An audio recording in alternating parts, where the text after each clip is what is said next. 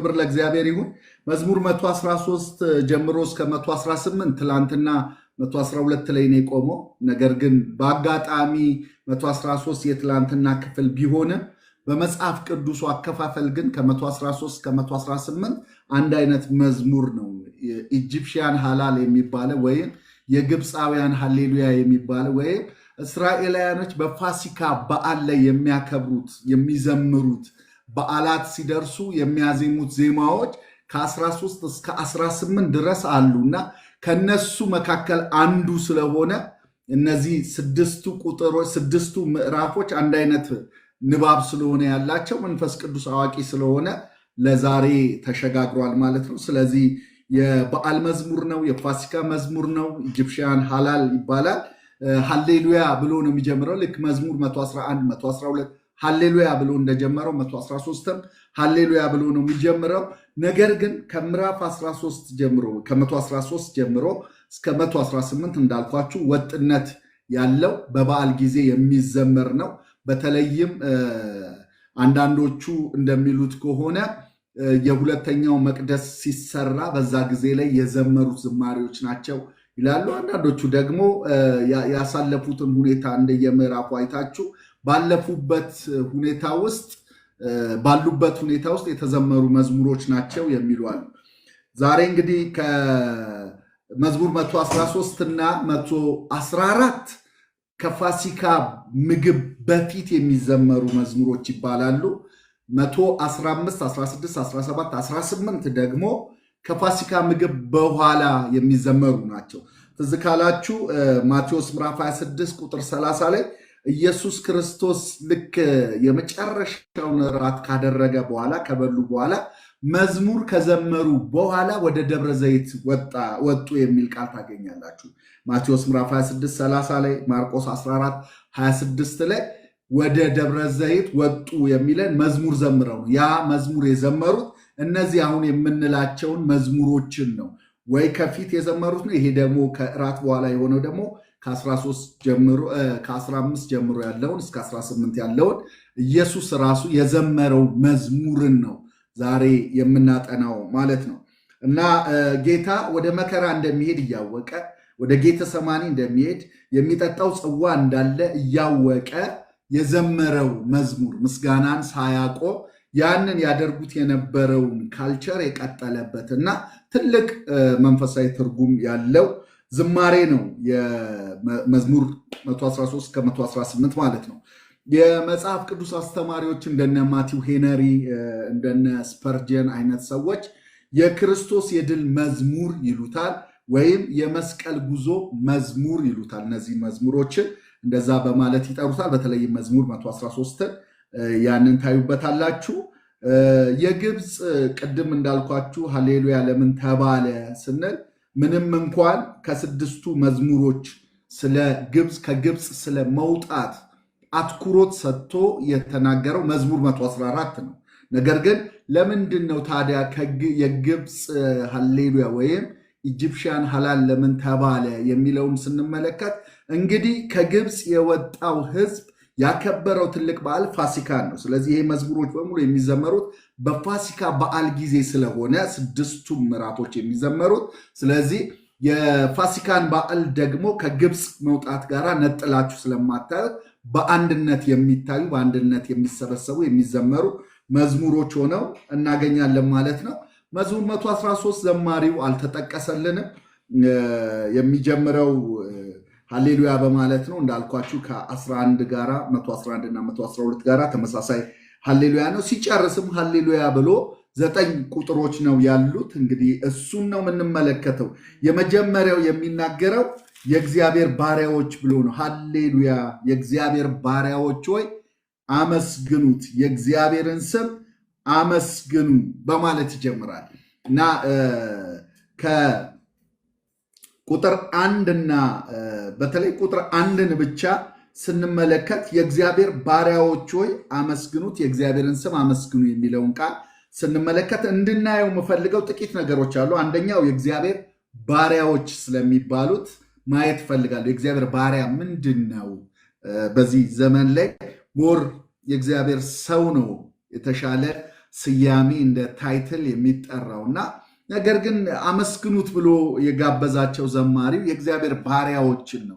የእግዚአብሔር ባሪያ ምንድን ነው የሚለውን ነገር ጥቂት እንመለከታለን እና በዚያ ዘመን ላይ የእግዚአብሔር ባሪያ የሚባሉት በቤተ መቅደሱ ላይ የሚያገለግሉ ቤተ መቅደሱ ዙሪያ ያሉ ካህናቱ ሌዋውያንን የሚያመለክት ነው በዋናነት። በሌላ ቦታዎች ላይ እግዚአብሔር ባሪያዎች የሚለው መላእክትን የሚጠቀልላል። በሌላ በልኩ ደግሞ የእግዚአብሔር ባሪያዎች የሚለውን ነገር ስንመለከት ስፔሻል የሆኑ የእግዚአብሔር ሰዎች በዘመናት ላይ የተነሱ እንደ ሙሴ አይነት እንደ ዳዊት አይነት ነቢያቶችን እግዚአብሔር ራሱ ሲናገር ለምሳሌ አሞጽ ምዕራፍ 3 ቁጥር 7 ላይ ምስጢሩን ለባሪያዎቹ ለነቢያቱ ካልገለጠ በቀር ምንም አያደርግም በማለት ነቢያቱን ባሪያዎች በማለት ሲጠራ እንመለከታለን። እንደነገርኳችሁ ደግሞ ዳዊትን ባሪያዬን ዳዊትን አገኘሁት እያለ እግዚአብሔር ሲናገር ቅዱሱንም ቅባት ቀባሁት እያለ ሲናገር እንመለከታለን። ሁለተኛ ሳሙኤል ምዕራፍ 7 ቁጥር 5 ላይ ናታንን ለባሪያዬ ለዳዊት ንገረው በማለት ባሪያዬ ብሎ ዳዊትን ሲጠራው እንመለከታለን። ሙሴን ባሪያዬ ሲለው እንመለከታለን። ሙሴንም ባሪያዬ የሚል ስም ሲሰጠው ትመለከታላችሁ እና የተለያዩ ቦታዎች ላይ ማየት ትችላላችሁ። ለምሳሌ ኢያሱ ምዕራፍ 1 ላይ ባሪያዬ ሙሴ ሞቷል የሚል ቃል ታያላችሁ። ዘጸአት ምዕራፍ 14:31 ላይ ባሪያዬ የሚለውን ስም ትመለከታላችሁ።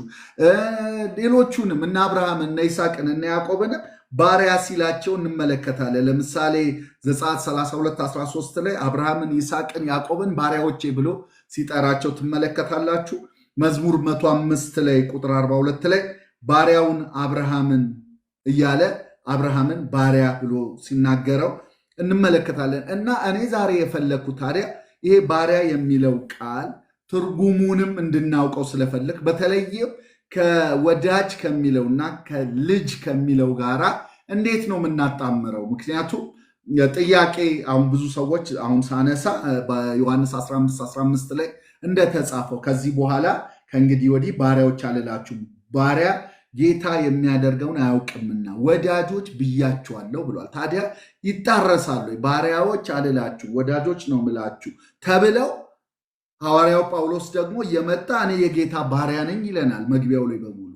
ይሄ ቃል የተነገረላቸው ዋኖቹ መካከል ስምዖን ጴጥሮስ አለ። ስምዖን ጴጥሮስ መልእክትን ሁለተኛ ጴጥሮስን ሲጽፍለት ባሪያው ጴጥሮስ ስላል ራሱ የጌታ ባሪያ እንደሆነ ይናገራል። ያዕቆብ አለ። ያዕቆብን መልእክትንም ስትመለከቱት ያዕቆብ 1 ላይ ባሪያ ብሎ ይናገራል። ስለዚህ ምንድን ነው የሚጣረስ ነገር አለ ወይ ስትሉኝ፣ ምንም የሚጣረስ ነገር የለም። እኛ የጌታ ወዳጅ ባሪያዎች ነን። ወዳጅ ባሪያዎች እንጂ ልጅ ባሪያዎች ነን። ሌላ ነገር የለንም እና ባርነታችን ተቀይሮ ነው ከዛኛው ከጨለማው ከሚገዛን ወጥተን ለሌላው ባሪያ ሆንን። በነፃነት ለሚያኖረው ለራሱ ለሱ ባሪያ ነው የሆን ነው እና ይሄ በፍቅር የታሰረ የሚል ትርጉም አለው። በተለይ ይሄ ዶውሎስ የሚል ቃል አለው እና ሁላችን የምናውቀው ደግሞ ዲያኮኖስ የሚለው ወይንም ይሄ መስተንግዶ የሚለው ወይም ብዙ ጊዜ ላይ የምንጠቀመው ለሰባቱ አገልጋዮች ሲሾሙ ሐዋርያ ስራ ላይ የምናየው ሲመረጡ የተመረጡ ለድቁና አገልግሎት የምንለው ዲያኮኖስ የሚለው እሱ ነው። ግን ይሄ ዳውሎስ የሚለው ቃል የሚያሳየው ምንድነው? የግሪኩ ስትሉ በፍቅር የታሰረ ባሪያ የሚል ወዶ የዘመተ ባሪያ፣ ራሱን ያስበሳ ጆሮውን ያስበሳ ባሪያ፣ አልሄድም ከአንተ ውጭ የትም አልሄድም ያለ ባሪያ። እኛ እንዲህ አይነት ባሪያዎች ነን። በአዲስ ኪዳን ሁላችንም የእግዚአብሔር ልጆች እንደሆነን ሁሉ ሁላችንም የጌታ ባሪያዎች ነን። በአዲስ ኪዳን የጌታ ወዳጆች ሆነን ምስጢሩን የምንሰማ የምንቀርበው የምንጠጋጋ ብንሆንም ደግሞ የምንታዘዘው ጌታችን ነው። ስለዚህ ኢየሱስን እንደ ጌታ የተቀበለ በሙሉ የጌታ ባሪያ ነው። ለምን ጌታዬ ነው ስትሉ ባሪያክ ነኝ እያላችሁ ነው። ታዛዥ ነኝ፣ ወደምታሰማራኝ እሰማራለሁ እያልን ነው እና ይህንን ክፍል በደንብ እንድናስተውለው እፈልጋለሁ። በዋጋ መገዛታችንን ለራሳችን አለመሆናችንን ኦነርሽፑ ባለቤትነቱ ሌላ እንደሆነ በራሳችን ላይ ራሳችን እንዳልሆን የሚያሳይ ነውና አንደኛ ቆሮንቶስ ምዕራፍ 6 ቁጥር 19 ላይ በዋጋ ተገዝታችኋል፣ ለራሳችሁ አይደላችሁ፣ ስለዚህ በስጋችሁ እግዚአብሔርን አክብሩ ይላል። የራሳችን አለመሆናችን ማረጋገጫው ባሪያ መሆናችን፣ የጌታ መሆናችን ማረጋገጫው ባሪያ መሆናችን ነው። ባርነት የእርሱ መሆናችን፣ ኦነርሽፑ የጌታ ነው። ባለቤት እንዳለ የሚያሳይ ነው። ልጅነትን ስናወራ ደግሞ አባት እንዳለን የሚያሳይ ነው። ወዳጅነትን ስናወራ ደግሞ ቅርበት እንዳለን ከጌታችን ጋር የሚያሳይ ነው። ስለዚህ እንደ ወዳጅ የቀረብን፣ እንደ ልጅ አባት አለን፣ እንደ ባሪያ ጌታ አለን። ስለዚህ ለጌታችን እኛ ባሪያዎች ነን የሚለው ነው። ስለዚህ በአንድ በኩል ወዳጅነትን ስታስቡ ፕሪቪሌጅድ መሆናችንን የጌታ ወዳጅ መሆናችንን እናስባለን። በሌላ በኩል ደግሞ ባርነትን ስናስብ ኦነርሺፕን እናስባለን። ሌላ የሚገዛን አካል የምንኖርለት አካል መኖሩን ያሳየናል ማለት ነው። ስለዚህ እንደ ጌታ ባሪያ ነን፣ እንደ እግዚአብሔር አብ አባትነቱ ልጆች ነን፣ ክርስቶስ ደግሞ እንደሰጠን ቅርበት ወዳጆች ነን የሚለውን እሱን እንድታዩ ነው። ታዲያ የእግዚአብሔር ባሪያዎች ሆይ ምን አድርጉ አለ ስንል መዝሙር 113 ላይ አመስግኑት ይልና ምንድን ነው የምናመሰግነው ስንል የእግዚአብሔርን ስም አመስግኑ እና በጣም ምስጋና የሚባለውን ነገር ከእግዚአብሔር ስም ጋር አያይዞት ሰፍቶት እናየዋለን። ስሙን አመስግኑ ይለናል። ስም ምንድን ነው ስንል ስም ማንነት ነው። ስም ባህሪ ነው። ያለ ስሙ እውቀት እግዚአብሔርን ማወቅ አትችሉም። የእውቀታችሁ ልክ የስሙን ማወቃችሁ ልክ ያሳያችኋል። የምስጋናችሁም ልክ የእግዚአብሔርን ስም የማወቃችሁ ልክ ነው የሚያሳየው እና የእግዚአብሔርን ስም አመስግኑት በማለት ይናገራል። የእግዚአብሔር ስም ምንድን ነው ስለ ስም ማንነት ነው። ስም ሪሌሽንሺፕ ነው፣ ግንኙነት ነው። መቼም ሁላችንም ስም አለን አደለ? እና በስም ሲጠሩን ሰዎች ያላቸውን ቅርበትም እያሳዩ ነው። በተለይ ብዙ ስም ያላቸው ሰዎች ካሉ ወይም በብዙ ስም የሚጠሯቸው ሰዎች ካሉ እነዛ ሰዎች ከእናንተ ጋር ልዩ የሆነ ግንኙነት አላቸው። በምን ስም ልጥራው ብለው በቃ ነው። እግዚአብሔር በብዙ ስም ተገልጦ እናየዋለን። ለምን? ማንነቱን የገለጠው በስሙ ስለሆነ ነው። ለዚህ ነው ሙሴ ሲላክ ማን ነው የላከ ሲሉኝ ማን ልበላቸው? ስምህ ማን ነው? በማን ስም ልጥራ ብሎ ሲጠይቀው እንመለከታለን። እና እግዚአብሔር በአዲስ ስም ለእስራኤል በቃል ኪዳን ስሙ ያህዌ ወይም እኔ ነኝ ወይም ያለና የሚኖረው ላከኝ በላቸው ብሎ በዚህ በአዲሱ ስም የተተዋወቃቸው። ስለዚህ ስም ምንድነው ስትሉ የማንነቱን እውቀት የሚያሳይበት ነው። ለዚህ ነው ከዚህ በፊት እንዳልኳችሁ ያህዌ እኔ ነኝ ማለት ነው። እኔ ነኝ እየተብራራላቸው ይሄዳል። እኔ ነኝ መነሻና መጨረሻ የሌለው ነው፣ ያለና የሚኖር የሚለው አይ አም ዛት አይ አም። ምንድን ነኝ? እኔ ምን ነኝ? ልክ እግዚአብሔር ፈዋሽ ሆኖ ሲመጣላቸው ያህዌ ራፋ ይላሉ። እግዚአብሔር ፈዋሽ ነኝ ይላቸዋል ማለት ነው። ልክ እረኛ ሆኖ ሲመጣ ያህዌ ሮኢ ይሉታል። ለምን? እግዚአብሔር እረኛ ነኝ እያላቸው።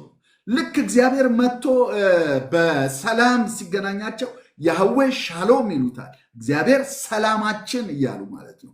እግዚአብሔር በተገለጠበት ግልጠት ሁሉ ላይ ስሙን ነው የሚያነሱት የነበረው። እግዚአብሔር አርማችን ነው ይላሉ።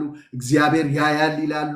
ያህዌ ይርኤ ይላሉ። እግዚአብሔር ያዘጋጃል፣ አቅርቦትን ሲያደርግ ፕሮቫይድ ሲያደርግ የእግዚአብሔር ማንነት ባወቁት ልክ ስሙን እያወቁ ነው የሚሄዱት።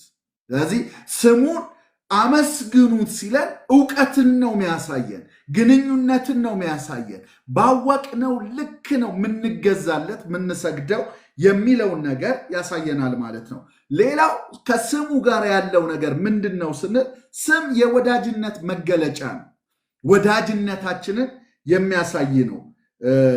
ይህንንም በዚሁ አሁን በነገርኳችሁ ቦታዎች ላይ እየገባችሁ ሄዳችሁ ስታዩ እግዚአብሔር እንዴት እንደቀረባቸው እንዴት አጠገባቸው እንደሆነ ሲገልጽ ነው ስሙን የሚገልጽላቸው የነበረው እና የግንኙነት ማሳያ ነው፣ የወዳጅነት ማሳያ ነው፣ የማንነት ማሳያ ነው። በሌላ ቦታ ላይ ደግሞ የስልጣን ማሳያ ነው። ስሙ የስልጣን ማሳያ ነው እና ስሙን የሚያውቁ ናቸው ስሙን የሚጠቀሙበት። መጠቀም የምትችሉት ባወቃችሁት ልክ ነው። ስሙን ባወቃችሁት ልክ ስሙን ትጠቀሙታላችሁ ማለት ነው።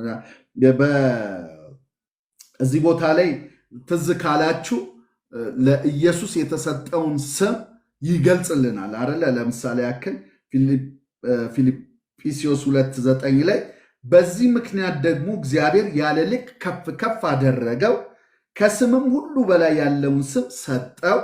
ይህም በሰማይና በምድር ከምድር በታች ያሉት ሁሉ በኢየሱስ ስም ይንበረከኩ ዘንድ መላስም ሁሉ ለእግዚአብሔር አብ ክብር ኢየሱስ ክርስቶስ ጌታ እንደሆነ ይመሰክር ዘንድ ነው ይላል። ስለዚህ ስሙን ስናውቀው የምናውቀው መረጃ አይደለም፣ ከሱ ጋር ግንኙነት ነው የምንጀምረው ማለት ነው። ስለዚህ ስለ ስሙ አይደለም፣ ከማንነቱ ጋር ያለ ግንኙነት ወይም መገለጥ ማግኘት ነው። ስለዚህ ያንን ስም መጠቀም የምንችለው ባወቅነው ልክ ነው። ከስም ሁሉ በላይ የያዘውን ስም መጠቀም የምንችለው ባወቅነው ልክ ነው። ስለዚህ ስሙ ያለውን ስልጣን ሁሉ ስሙን የሚያውቁ ሰዎች ሁሉ ይጠቀማሉ እና በሌላ ቦታ ላይ ሄደን ብንመለከት ብዙ ቦታዎች ላይ ያው ስም የሚባለው ነገር ምን እንደሆነ እናየዋለን። ትርጉም አለው። በተለይም የመጽሐፍ ቅዱስ ስሞችን ሄዳችሁ ስታጠኑ ስም ልዩ ትርጉም አለው። ስም መገለጫ ነው፣ ማንነት ነው የሚለውን ነገር በደንብ ማየት ትችላላችሁ። ታዲያ ለምንድን ነው የእግዚአብሔርን ስም አመስግኑ የሚለን? ለምንድን ነው ስሙን አመስግኑ የሚለውን ነገር እንድናየው ስለፈለግኩ ነው። ይሄ ማለት ምንድን ነው ካላችሁ ከስሙ ጋር ከተደረገ ግንኙነት፣ ይሄ ምስጋና ወይም ስሙን ባርኩት አመስግኑት የሚለው ከስሙ ጋር ካለ ግንኙነት፣ ከስሙ ጋር ካለ በስሙ የሆነውን ነገር ከመቅመስ ከመለማመድ የተወለደ ምስጋና ነው። ስሙን አመስግኑ የሚለው የገባው የቀመሰው ያየው የስሙን ስልጣን ከስሙ ጋር ግንኙነት ህብረት ያለው የሚያደርገው ነው ስሙን ማመስገን። ለምንድን ነው ይህንን ማነሳላችሁ መሰላችሁ? ስሙን አመስግኑ ብሎ ከነገረን በኋላ ያመሰገነበትን ደርዝ እንድናየው ስለፈለግኩ ነው። ያመሰገነው ዝም ብሎ ቃላት አይደለም የደረደረው። ያመሰገነው ያወቀው የተገናኘውን ማንነቱን ስለሱ ነው ያወራው። ትልቅነቱን ነው የነገረን እና ማንነቱን ስለገባው ስሙን ሲያወራ ማንነቱን እያወራ ነው። ይሄንን በደንብ ማየት እንችላለን። አሁን ወረድ ብለን ይሄ እነዚህን በተለየ ማመስገን የሚለውን ነገር ስሙን ከማወጅ ጋራ፣ ለስሙ ከመገዛት ጋራ፣ ስሙን ከመመስከር ጋራ ምን ማለት ነው ካላችሁ ማንነቱን ከማወጅ ጋራ፣ ታላቅነቱን ከማወጅ ጋራ፣ ከዛስ ለታላቅነቱ ከመገዛት ጋራ፣ ምስጋናው፣ አክብሮቱ፣ መባረክ የሚለው ቃል ከመገዛት ጋራ እና ለስሙ ከመመስከር ጋራ አያይዞ ነው መዝሙር 113 የሚያወራልን። ስለዚህ ሲያመሰግን እያወጀ ነው። ምንድነው የሚያውጀው? ስሙን ያውጃል። እንዴት ነው የሚያውጀው? ታላቅነቱን ያውጃል። ስለዚህ ይሄንን በተወሰነ መልኩ እንመለከተዋለን ማለት ነው። ከቁጥር 2 ጀምሮ እንመልከተው። የእግዚአብሔርን ስም አመስግኑ፣ ከዛሬ ጀምሮ እስከ ዘላለም ድረስ የእግዚአብሔር ስም ብሩክ ይሁን። ከፀሐይ መውጫ ጀምሮ እስከ መግቢያው ድረስ የእግዚአብሔር ስም ይመስገን። እግዚአብሔር በአሕዛብ ሁሉ ላይ ከፍተኛ ነው። አሁን የሚያመሰግነው ስሙ ይመስገን፣ ስሙ ይባረክ። ለምን? እግዚአብሔር በአሕዛብ ሁሉ ላይ ወይም በሕዝብ ሁሉ ላይ ምንድን ነው? ከፍ ያለ ነው። ምናመሰግነው ስሙን ከፍ ያለውን ነው። ማንነቱን ይነግራል። ስሙን አመስግኑ ብሎ ማንን ነው ስትሉት ከፍ ያለውን በማላይ በሕዝብ ሁሉ ላይ በአሕዛብ ሁሉ ላይ ከፍ ያለውን አመስግኑት ይላል። ቀጥሎስ ክብሩ ከሰማያት በላይ ነው ይላል። እግዚአብሔር ይባረክ። የእግዚአብሔር ክብር የምናመሰግነው እግዚአብሔር፣ ስሙን የምንባርከው እግዚአብሔር እንዴት ነው? ከሰማያት በላይ ክብሩ የሆነውን አመስግኑት ይላል። ከሰማያት በላይ ነው ክብሩ። ክብሩ ሰማይን የሚሸፍን ነው። ሰማይ የእሱ የክብር ልኩ አይደለም። እሱ ከሰማይ ያልፋል። ማንነቱ ከሰማይ ያልፋል። በጣም የሚያስደነግጥ ቃል ነው። ቁጥር 6 ላይ የሚናገረው በተለይ በአዲሱ መደበኛ ትርጉም ላይ ላነብላችሁ። እንደዚህ ይላል፣ እንደ አምላካችን እንደ እግዚአብሔር በላይ በዙፋኑ የተቀመጠ ማን ነው? እንደ አምላካችን እንደ እግዚአብሔር የተቀመጠ ማን ነው ይልና በሰማይና በምድር ያሉትን ለማየት ራሱን ወደ ታች ዝቅ የሚያደርግ ማን ነው? አስተውላችሁታል? በሰማይና በምድር ያሉትን ለማየት በሰማይ ያሉትን ለማየት በምድር ያሉትን ለማየት በድሮው ትርጉም ላይ በሰማይና በምድር የተዋረዱትን የሚያይ የሚል ቃል አለው። በሰማይና በምድር የተዋረዱትን የሚል ቃል አለው። ግን አዲሱ መደበኛ ትርጉም በጥሩ ሁኔታ አስቀምጦታል። ምን ብሎ ነው ያስቀመጠው? በሰማይና በምድር ያሉትንስ ለማየት ራሱን ወደ ታች ዝቅ የሚያደርግ ማን ነው? እግዚአብሔር ሰማይን ለማየት ዝቅ ይላል። ሰማይ ከታች ነው ያለው ከእግዚአብሔር በት ስለዚህ ዝቅ ብሎ ነው የሚያየው ሰማይ። ምድርም ብቻ አይደለም፣ ሰማይ ራሱ ለእግዚአብሔር ልኩ አይደለም። ዝቅ ብሎ ወደ ታች ነው የሚመለከተው። ለምን? እግዚአብሔር ክብሩ ከሰማያት በላይ ነው። የምናመሰግነው እግዚአብሔር፣ ስሙን የምንባርከው እግዚአብሔር ከሰማያት በላይ ነው። ስለዚህ ዝቅ ብሎ ነው በሰማይ ያሉትን የሚያየው፣ በምድር ያሉትን የሚያየው እግዚአብሔር ዝቅ ብሎ ነው በማለት ያስቀምጠዋል። እና እኛንን ወደ ላይ አንጋጠን የምናየው እንጂ እግዚአብሔር ሁሉን ወደ ታች ነው የሚመለከተው። ሁሉ ከሱ በታች መሆኑን የሚያሳይ ነው። ይሄ ነው ለስሙ ክብር ስጡ የሚለን። ከዛ በኋላም ስትመለከቱት እንግዲህ እንደዚህ የሚል ቃል ታገኛላችሁ። ወረድ ስንል ከአለቆች ጋር አሁን ይላችሁ ተመልክቶ ምንድን ነው የሚያደርገው ስትሉ መመስከር። አሁን ማመስገን የሚለው አንደኛው ማወጅ ነው፣ ታላቅነቱን ፕሮክሌም ማድረግ ማወጅ ነው። ሁለተኛው መመስከር ነው። መመስከር ደግሞ በእኛ ህይወት፣ በሌሎች ህይወት፣ በፍጥረት ላይ እግዚአብሔር ያደረገውን ነገር ለሌሎች መናገር አደረገ ብለን ማውራት።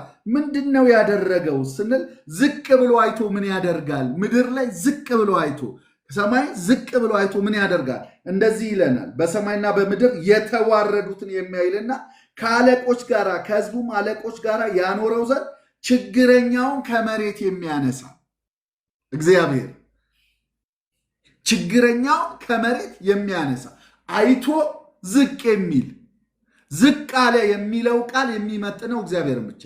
ዝቅ አለ የሚለው ቃል በፊልጵስዩስ 2 ላይ የሚነግረን ከእግዚአብሔር ጋር መተካከልን እንደሚገባ ነገር አልቆጠረው። ራሱን ዝቅ አደረገ፣ በምስሉም እንደ ሰው ተገኘ፣ ራሱን ባዶ አደረገ። ይሄ ቃል የሚመጥነው ክርስቶስ ኢየሱስን ብቻ ነው። ኢንካርኔት አድርጎ ስጋ ለብሶ ሲመጣ ዝቅ አለ። ሌሎቻችን በሙሉ ምንም ዝቅ አላለን፣ ካለንበት ነው ያለንም። እንዲህ ነው ያለው። ዝቅ ያለው ኢየሱስ ብቻ ነው። ከላይ የወረደው እሱ ብቻ ነው እና ባሪያዎች ሆይ ብሎ ባሪያዎች እግዚአብሔርን ተመልከቱት። እሱ የወደቀውን ለማንሳት ዝቅ ብሏል፣ ወደ ታች ወርዷል። ስለዚህ እንደ ባሪያ እንደ አገልጋይ ስትመላለሱ ዝቅ ማለት ለእናንተ ብዙ ትልቅ ትግል አይደለም። ዝቅ ማለት ማንነታችን ነው። ኢየሱስ ጌታ ነው እና ፊልጵስዩስ 2:5 ላይ ያለውን ቃል ሄዳችሁ ስታነቡት ይሄ አሁን ቅድም ያወራሁላችሁ ስለ ኢየሱስ ክርስቶስ በእርሱ ምንድነው የሚለው ይሄ ሐሳብ በእናንተ ዘንድ ይሁን ብሎ የሚናገረው ማለት የትኛው ሐሳብ? እግዚአብሔር በክርስቶስ ኢየሱስ የሰራውን ነገር ራሱን ዝቅ ማድረጉን ባዶ ማድረጉ በምስሉ እንደ ሰው መገኘቱን ከዛ ደግሞ እኛን ለማዳን የመጣበትን አመጣጥን በሙሉ ስትመለከት እሱ የመጨረሻ ዝቅ ማለት ያ እንደሆነ ያሳየናል ማለት ነው። መመስከርን ደግሞ ስንመለከት አሁን የምናየው ነው። ከታች ያለውን ያነሳዋል። በአዲሱ መደበኛ ትርጉም ላይ ላነብላችሁ እንደዚህ ይላል፣ ድሃውን ከትቢያ ያነሳል፣ ከዛስ ችግረኛውን ከአመድ ከፍ ከፍ ያደርጋል፣ ከመኳንንት እኩል ስፍራ ይሰጠዋል፣ ከሕዝቡም ሹማምንት ጋር ያስቀምጠዋል። መካኒቱን ሴት በቤት ያኖራታል፣ ደስተኛም የልጆች እናት ያደርጋታል። ስለዚህ ስሙን አመስግኑ ሲል ስለ ስሙ መስክሩ፣ ያደረገውን ተናገሩ እያለ ለእናንተ ያደረገውን ተናገሩ። ከታች እንዴት እንዳነሳችሁ አውሩ። መካኒቷ ወልዳ በቤቷ ደስተኛ እንደሆነች ትናገር። መሬት ላይ የወደቀውን ከትቢያ ከፋንድያ እንደሚያነሳ እግዚአብሔር አውሩ፣ ተናገሩ፣ መስክሩ ነው የሚለና ተናገሩ። በሕይወታችሁ እግዚአብሔር ያደረገውን ነገር ስትናገሩ እያመሰገናችሁ ነው፣ እየባረካችሁት ነው። ማመስገን ስሙን መባረክ ማለት የተደረገላችሁን መናገር፣ ታላቅነቱን ማወጅ፣ ከዛ ለስሙ የሚገባውን ክብር መስጠት፣ መስገድ፣ መገዛት፣ ያንን ህይወት መያዝ፣ እሱ ስሙን መባረክ፣ ስሙን ማመስገን የሚለውን እንመለከተዋለን ማለት ነው። ስለዚህ ምዕራፍ 13 በአጠቃላይ የምናየው ይህንን ይመስላል። ወደ ምዕራፍ 14 ስንሄድ መዝሙር 114 ስንሄድ አንድ አይነት ነው። ኢጂፕሽያን ሐላል ነው ይሄም የሚባለው። ይሄ በዋናነት ቅድም የነገርኳችሁ እስራኤላውያን ከግብፅ መውጣታቸው ምክንያት በማድረግ የተዘመረ ሙሉ ሐሳቡን የያዘ ዝማሬ እዚህ ቦታ ላይ ነው የምታገኙት። መዝሙር 114 ላይ ሙሉውን ታገኙታላችሁ ማለት ነው። ስለዚህ እናንብበውና እንጀምራለን። እስራኤል ከግብፅ የያዕቆብ ቤት ከእንግዳ ሕዝብ በወጣ ጊዜ ይለዋል። አሁን እስራኤል ከግብፅ የያዕቆብ ቤት ከእንግዳ ሕዝብ ወይም ቋንቋው ልዩ ከሆነ ሕዝብ በወጣ ጊዜ፣ እነዚህ ሁለት ስሞች የምታውቁት ናቸው። የአንድ መጠሪያ ስም ነው። የአንድ ሕዝብ የአንድ ግለሰብ መጠሪያ ስም ነው እስራኤል፣ ከዛ ያዕቆብ የሚለው ስም። እዚህ ቦታ ላይ እስራኤል ከግብፅ ይለዋል። ለምን? ከግብፅ ሲወጡ እስራኤል ሆነው ሕዝብ ሆነው ነው የወጡት። የገቡትን ደግሞ ሲነግረን የያዕቆብ ቤት ነው የገባው። ጥቂት ነፍስ ነው ወደ ግብፅ የወረደው የነበረው። ሲወጣ ግን ሕዝብ ሆኖ ኔሽን ሆኖ ነው የወጣው። ያ ኔሽን ሆኖ የወጣው ሕዝብ ሲወጣ እግዚአብሔር ዓላማ ነበረው። ከዛ ከባርነት ሲያስለቅቀው፣ ከዛ ከነበሩበት ዕዳ ከሚያሰሙት ጩኸት እግዚአብሔር ሰምቶ ሲወርድላቸው ያወጣቸው ለምን እንደሆነ ወጣ። ይሄ መውጣት የሚለውን ፋሲካን የምናይበት በበዓላት ጊዜ የሚዘምሩት ይሄንን እያሰቡ ነው። እንዴት እንደወጡ እያሰቡ፣ ለምን እንደወጡ፣ ለምን እንዳወጣቸው እግዚአብሔር እያሰቡ። ለምንድን ነው ያወጣቸው ብለን ሄደን ስንመለከት ቁጥር 2 ላይ እንደዚያ ይሁዳ መቅደሱ እስራኤልም ግዛቱ ሆነ ይላል። እግዚአብሔር ይህንን ሕዝብ ያወጣው ለምንድን ነው ስንል ይሁዳ መቅደሱ እንዲሆን ነው። ይሁዳ እንደምታውቁት ከያዕቆብ ልጆች መካከል አንዱ ነው፣ የይሁዳ ነገድ የሚባለው ማለት ነው። ስለዚህ እሱን ነገድ ሄዳችሁ ተከትላችሁ ስትመጡ ክርስቶስ ኢየሱስን ነው የምታገኙት፣ የይሁዳ አንበሳ የሆነውም ማለት ነው።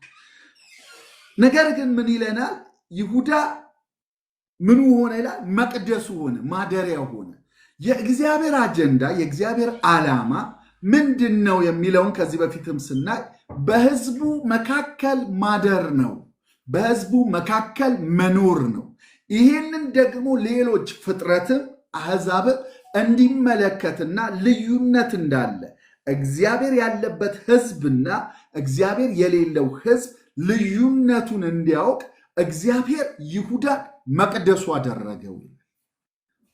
የተሰራው መቅደሱ ይሁዳ ኢየሩሳሌም የጽዮን ተራራ ላይ ያንን መቅደስ እንደመጣ ትመለከታላችሁ ማለት ነው። ጽዮን ላይ ማለት ነው። ምን ማለት ነው? እግዚአብሔር ያንን ታሪክ ይዞት ሲቀጥል እንመለከታለን። ማደር፣ አብሮ መሆን፣ ህልውናው እንዲያስተዳድራቸው በሱ መንግስት፣ በሱ አገዛዝ ውስጥ ካህናት መንግስት እንዲሆኑ እንደፈለገ ትዝ ይላችኋል አይደለ? ዘጸአት ላይ ሲናገር ይህንን ቃል ይናገራል። በተለይም ሲያስወጣቸው ያስወጣበትን ምክንያት ሲነግራቸው ዘጸአት 19:6 ላይ እናንተም የካህናት መንግስት የተቀደሰ ህዝብ ትሆኑኛላችሁ።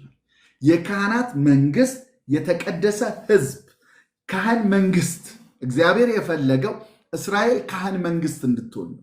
ለምንድን ነው ይሁዳን መቅደሱ እስራኤልን ግዛቱ ያደረገው ስትሉ እግዚአብሔር በመካከሏ ኖሮ እንዲገዛ የእግዚአብሔር አስተዳደር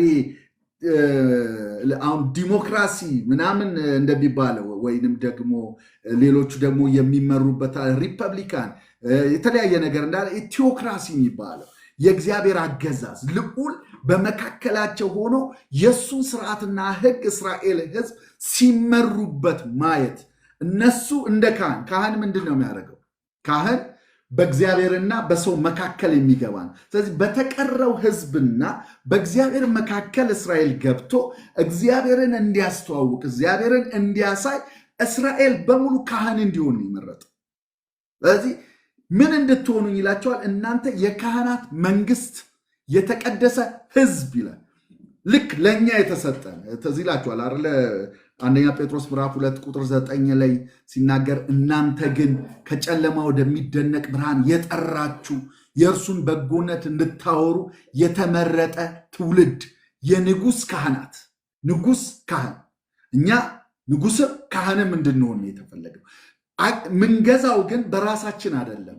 እግዚአብሔር ንጉሳችን ሆኖ ልክ እግዚአብሔር ንጉሳቸው ሆኖ በእስራኤል ለምድር ሁሉ እንዲታይ እንደፈለገ ሁሉ በእኛም ለምድር ሁሉ የንጉሥ ካህን ሆነን አስታርቀን ህዝቡን ከእግዚአብሔር ጋር ያስታረቀን የእርሱን በጎነት ለመናገር ነው አደለ? ጴጥሮስ ላይ የሚናገረው የእርሱን በጎነት የምታወቅ በጎነቱ ሌላም ያወራለት የለም። እሱን ማወጅ፣ እሱን መናገር፣ እሱን መመስከር የካህን ስራ ነው። ለሌሎች ማህበረሰብ ለቀረው ህዝብ ሁሉ መናገር እኛ የተሰጠን ስራ ነው።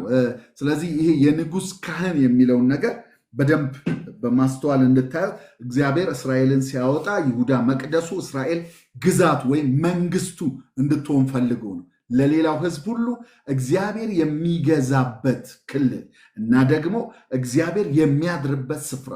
አሁንም የሚፈልገው ምንድን ነው ካላችሁ እግዚአብሔር በህይወት ይነግሳሉ አይደለም ይለን ሮሜ ላይ፣ ሌላም ቦታም ላይ ሄዳችሁ ስትመለከቱ ራእይ ምዕራፍ 1 ቁጥር 6 ላይ ሲናገር ለወደደን በኃጢአታችን በደሙ ላጠበን መንግስትም ለአምላኩ ለአባቱ ካህናት እንድንሆን ላደረገ ይላል።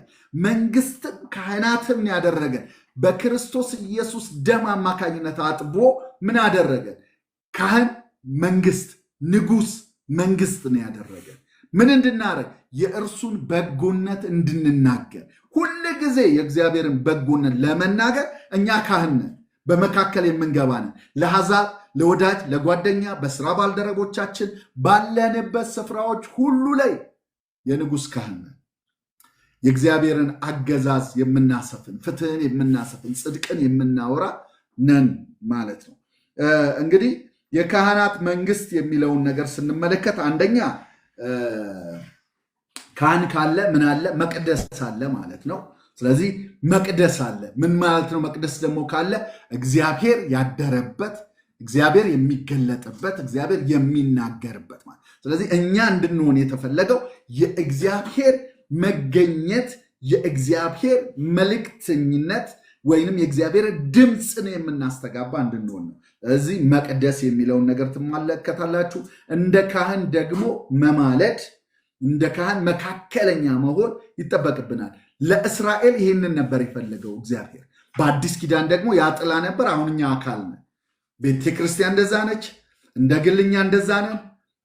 ያን ብቻ ሳይሆን ደግሞ መመስከር። ይሄ ደግሞ የካህን አንዱ ስራ በመካከል መግባት ብቻ አይደለም፣ መመስከር፣ ስለ እግዚአብሔር ማወጅ፣ እግዚአብሔር የተናገረውን ነገር መናገር። እግዚአብሔር ምሕረት አድርጌያለሁ፣ ተቀብያለሁ። መስዋዕቱን ካቀረቡ በኋላ ይወጡና ካህናቶች ምን ያደርጋሉ? እግዚአብሔር ምሕረትን አድርጓል ይላል፣ ያውጃሉ፣ ህዝቡን ይባርካሉ፣ ይመሰክራሉ፣ ስለ እግዚአብሔር ምሕረት ያወራሉ፣ ያስተምራሉ። ካህናቶች ስለ ህጉ ይናገራሉ፣ ይተረጉማሉ፣ ህዝቡ የሚኖሩበትን የህይወት ስርዓት ይደነግጋሉ። እኛም የእግዚአብሔር መቅደስ ነን፣ የእግዚአብሔር ካህን ነን፣ አሕዛብን ወደ እግዚአብሔር የምናመጣ ነን፣ ደግሞ ስለሱ የምንመሰክር ነን ማለት ነው። ከዛ ምን ይላል ታዲያ? ይሄ ህዝብ ሲወጣ፣ እስራኤል ሲወጣ፣ እግዚአብሔር ይሁዳን መቅደሱ ሊያደርግ፣ እስራኤልን ግዛቱ ሊያደርግ ሲወጣ የተከናወነ ፍጥረት ላይ የተከናወነ ፍጥረት ፈጣሪዋን አይታ የሆነችው እጅግ አስደናቂ ነገር አለ ብሎ ይነግረናል። የመጀመሪያው የሚነግረን ነገር ምንድን ነው የሚለው? እንደዚህ ይላል፣ ባህር አየች ሸሸችም። የቀይ ባህርን ልክ እስራኤላውያን ከግብፅ ሲወጡ የገጠማቸው የመጀመሪያው ነገር ባህር ነበረ። እግዚአብሔር በመካከሏ አድሮ ባህር የተፈጠረችው ባህር ፈጣሪዋን ስታይ ሸሸች ይለናል። እንትን አይደለም የሆነው፣ ሸሽታ ነው ይለናል። በጣም ደስ የሚል አገላለጥ ነው የሚያስቀምጠው ዘማሪ። በዛኛው ክፍል ላይ ሄዳችሁ ስትመለከቱት እግዚአብሔር ሌሊቱ ሙሉ ንፋስ አነፈሰ ይላል። ከዛ በመካከሉ ደረቀ ይላል። እስራኤላውያን በደረቅ ምድር አለፉ ይላል። አይ እንደዛ እኮ ብቻ አይደለም። በመገለጥ ሳየው ባህር የምትባለው ቀይ ባህር ስትሸሽ ነው ያየዋል። ለምን? እግዚአብሔር ሲመጣ አየችና ሸሸች። እግዚአብሔር ይባረክ። ከዛ ቀጥሎ የሚናገረው ያ ቀይ ባህር ሲወጡ ነው። ሊገቡ ሲሉ ደግሞ ማን ነው የገጠማቸው? ዮርዳኖስ ነው። ስለዚህ የዛ ቀይ ባህር ሸሸች ይለናል። ዮርዳኖስ ደግሞ ወደኋሏ ተመለሰች። ቁልቁል የሚፈሰው ውሃ እንግዲህ እንደምታውቁት ቁልቁል ነው የሚፈሰው፣ ወደ ታች ነው የሚፈሰው። ነገር ግን እግዚአብሔርን አየችና ወደ ላይ ፈሰሰች። እግዚአብሔርን ስታየው ተመለሰች። ማየት አቃታት። ማየት አልችልም ብላ አቋረጠች። ወደ ታች የሚወርደው ደረቀ ይለናል መጽሐፉ ሲናገር። ግን የመጣው ግን እንደ ክምር ተከመረ፣ ተቆለለ የሚል ትርጉም ነው። መሄድ አቃተው። እግዚአብሔር ቆሞ ልክ እኔ በምን ይታያል ብትሉ አፍራ ተመለሰች። አፈረች። እግዚአብሔርን ተመልክተው እሱም ሳያልፍ እንዴት አልፋለሁ ብላ ቆመች፣ ተቆለለች፣ ተከመረች፣ ወደ ላይ ወጣች። ዝም ብሎ ይከመራል። ለምን ሲባል እግዚአብሔርን አየችው። በመካከሉ በሕዝቡ መካከል አድሮ እግዚአብሔር ሲመጣ ተመለከተችና ወደ ኋላዋ ተመለሰች ይለናል። ወደ ዳገት ፈሰሰ ውሃ፣ ወደ ተራራ ውሃ ወጣ። እግዚአብሔርን ተመልክቶ የእስራኤልን አምላክ ተመልክቶ በመካከላቸው ለማደር የመጣውን ቅዱሱን ያህዌን ተመልክታ ውሃ ተከመረች ይለናል። ተራሮች ይላል። ተራራ የጽኑነት ምልክት ነው። የአይበገሬነት ምልክት ነው። ተራሮች ግን እንደ ኮርማዎች፣ ኮረብቶችም እንደ ጠቦቶች ዘለሉ። በእግዚአብሔር ፊት በፈጣሪያቸው ፊት እንደ ኮርማ እንደ ጠቦት መዝለል ጀመሩ። ትንንሽ ሆኑ። ለምን? የመጣው ያህዌ ነው። በመካከላቸው የተገለጠው ያህዌ ነው። ያህዌን አይተው ተራራ ዘለለ፣ ኮረብታ ዘለለ በማለት ይነግረናልና እንደ ጠቦቶች ዘለሉ ይላል። ተራሮች እንደ ኮርማዎች፣ ኮረብቶች እንደ ጠቦቶች ዘለሉ፣ ብድግ ብድግ ብድግ አሉ ይላል። ይሄ አገላለጥ በነገራችን ላይ ሊትራሊም የተገለጠ ነው። በሲና ተራራ ላይ የእግዚአብሔር ክብር በወረደ ጊዜ ተራራው ተንቀጠቀጠ ነው የሚለን መጽሐፉ ሲነግረን። አልቻለውም። ለምን? እግዚአብሔር ወርዶበታልና ይላል። እና እግዚአብሔርን አይታ ፍጥረት አልቻለችው። ለዚህ ነው እኮ እግዚአብሔር ማንም ሊቀርበው በማይችል ብርሃን ውስጥ ይኖራል የሚለው። ማንም እግዚአብሔርን አላየውም፣ ሊያየውም አይችልም። በህልውናው ብቻ በመምጣቱ እንኳን ተራራ ፍጥረት ለፈጣሪዋ ምላሽን ስትሰጥ እንመለከታለን። እና ከዛ እንደዚህ ይላል፣ ጥያቄ ይጠይቃል ዘማሪው። አንቺ ባህር የሸሸሽ፣ አንቺም ዮርዳኖስ ወደኋላ የተመለስሽ ምን ሆናችኋል? ምንድን ነው የገጠማችሁ? ተገርሞ ነው የሚጠይቃቸው። መልሱን እኮ ያውቀዋል። ግን ምንድን ነው ያሸሸሽ? ቀይ ባህር ምንድን ነው? ዮርዳኖስ ወደኋላ ያስመለሰ ምንድን ነው? እንደዚህ ይላል፣ እናንተስ ተራሮች እንደ ኮርማዎች፣ ኮረብቶችስ እንደ ጠቦቶች ለምን ዘለላችሁ? ከዛስ ከያዕቆብ አምላክ ፊት ፕሬዘንስ ፊት የሚለው የሚኖረው ያንን ነው። ከያዕቆብ አምላክ ፊት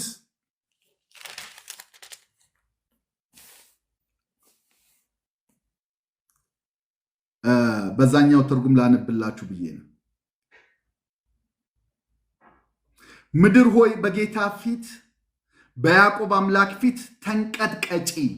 እርሱ አለቱን ወደ ኩሬ ቋጥኙንም ወደ ውሃ ምንጭ ለወጠ። ስለዚህ ለምንድን ነው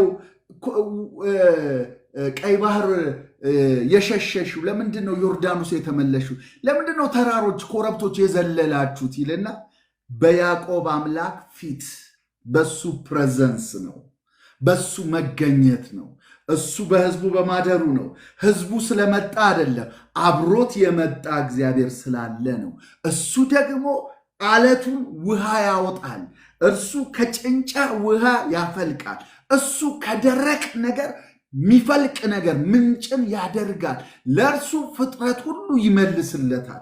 ፍጥረት ለተሰራበት ዓላማ ነው ሙለው ብሎ መገተር አይችልም።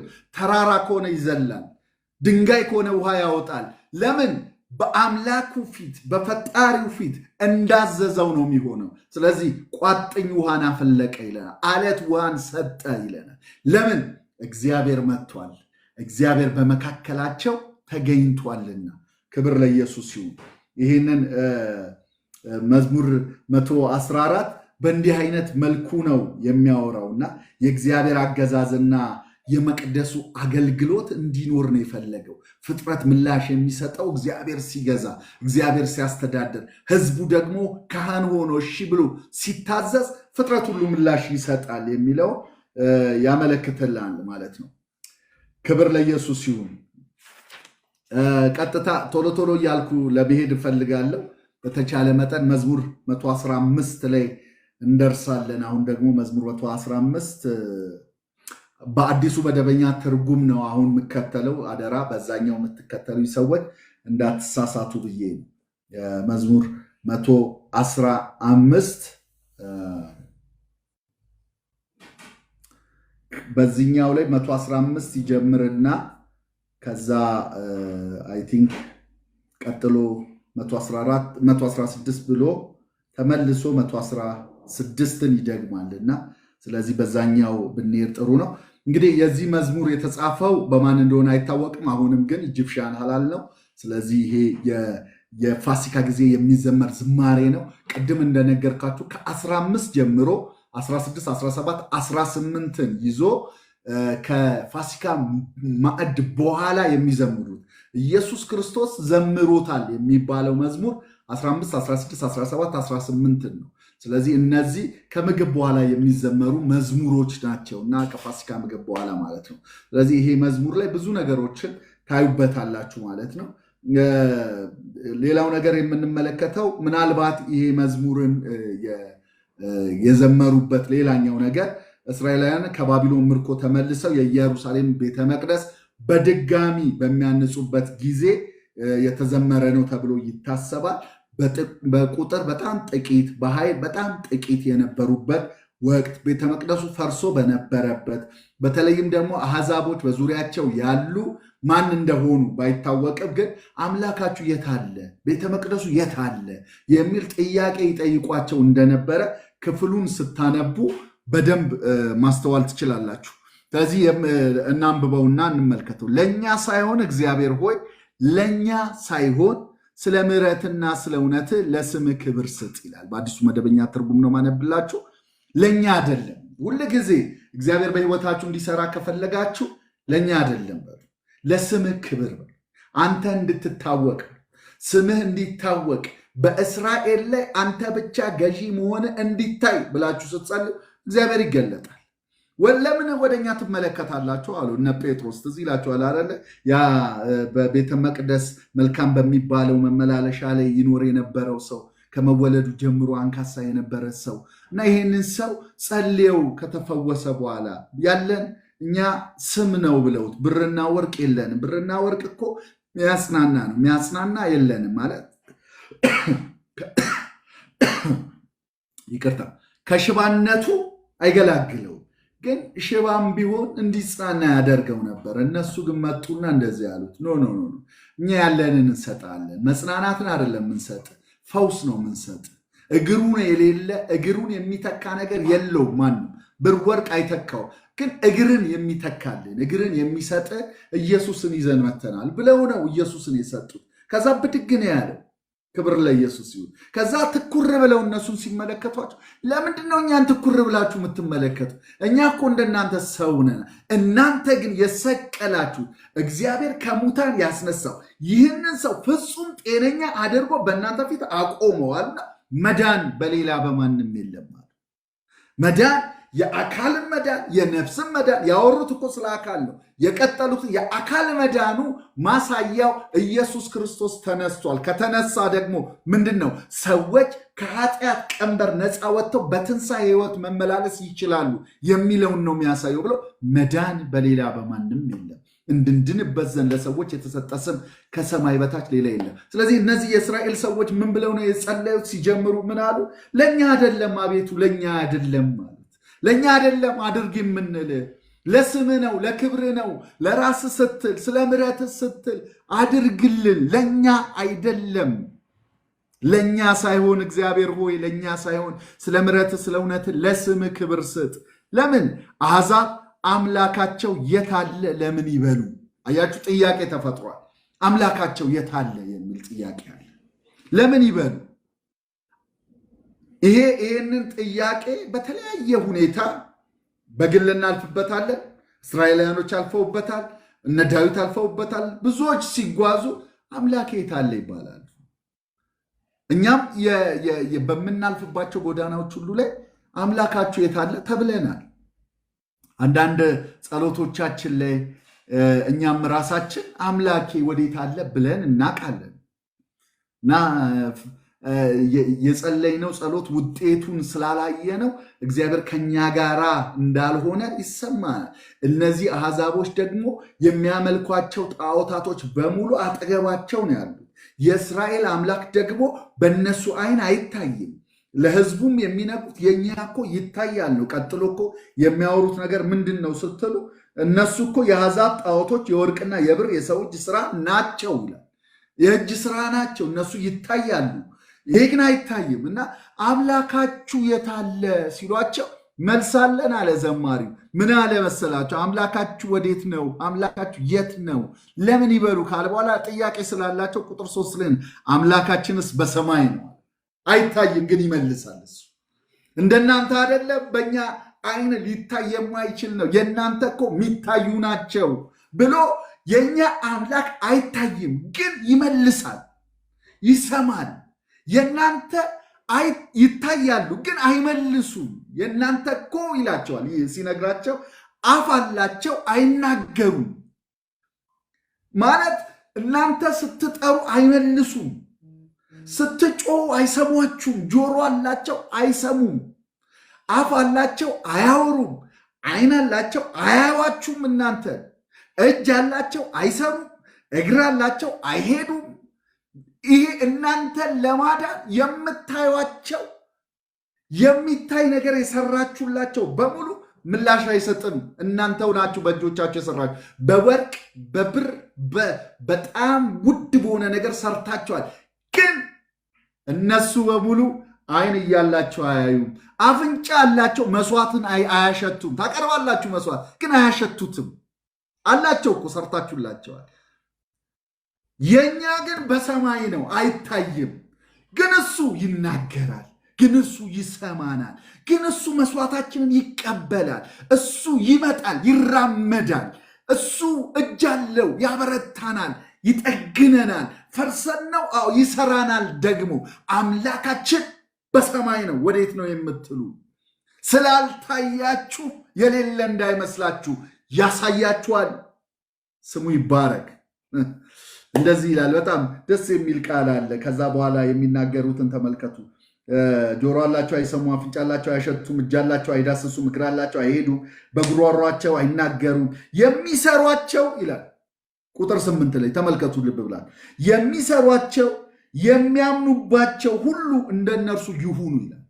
ሰው አምላኩን ነው የሚመስለው ይባላል። ታውቃላችሁ፣ ድንጋይ የሚያመልክ ድንጋይ አስተሳሰብ ሁሉ ድንጋይ፣ ሰይጣንን የሚያመልክ ሰይጣናዊ ባህሪ ነው ያለው። እግዚአብሔርን የሚያመልክ እግዚአብሔርን መምሰል ግዴታው ነው። እነዚህ ሰዎች ምን ይላቸዋል? የሚሰሯቸውም የሚያምኑባቸው ሁሉ እንደነርሱ ይሁኑ። ማይናገሩ፣ ማይሰሙ፣ ማያዩ፣ ማይንቀሳቀሱ ይሁኑ።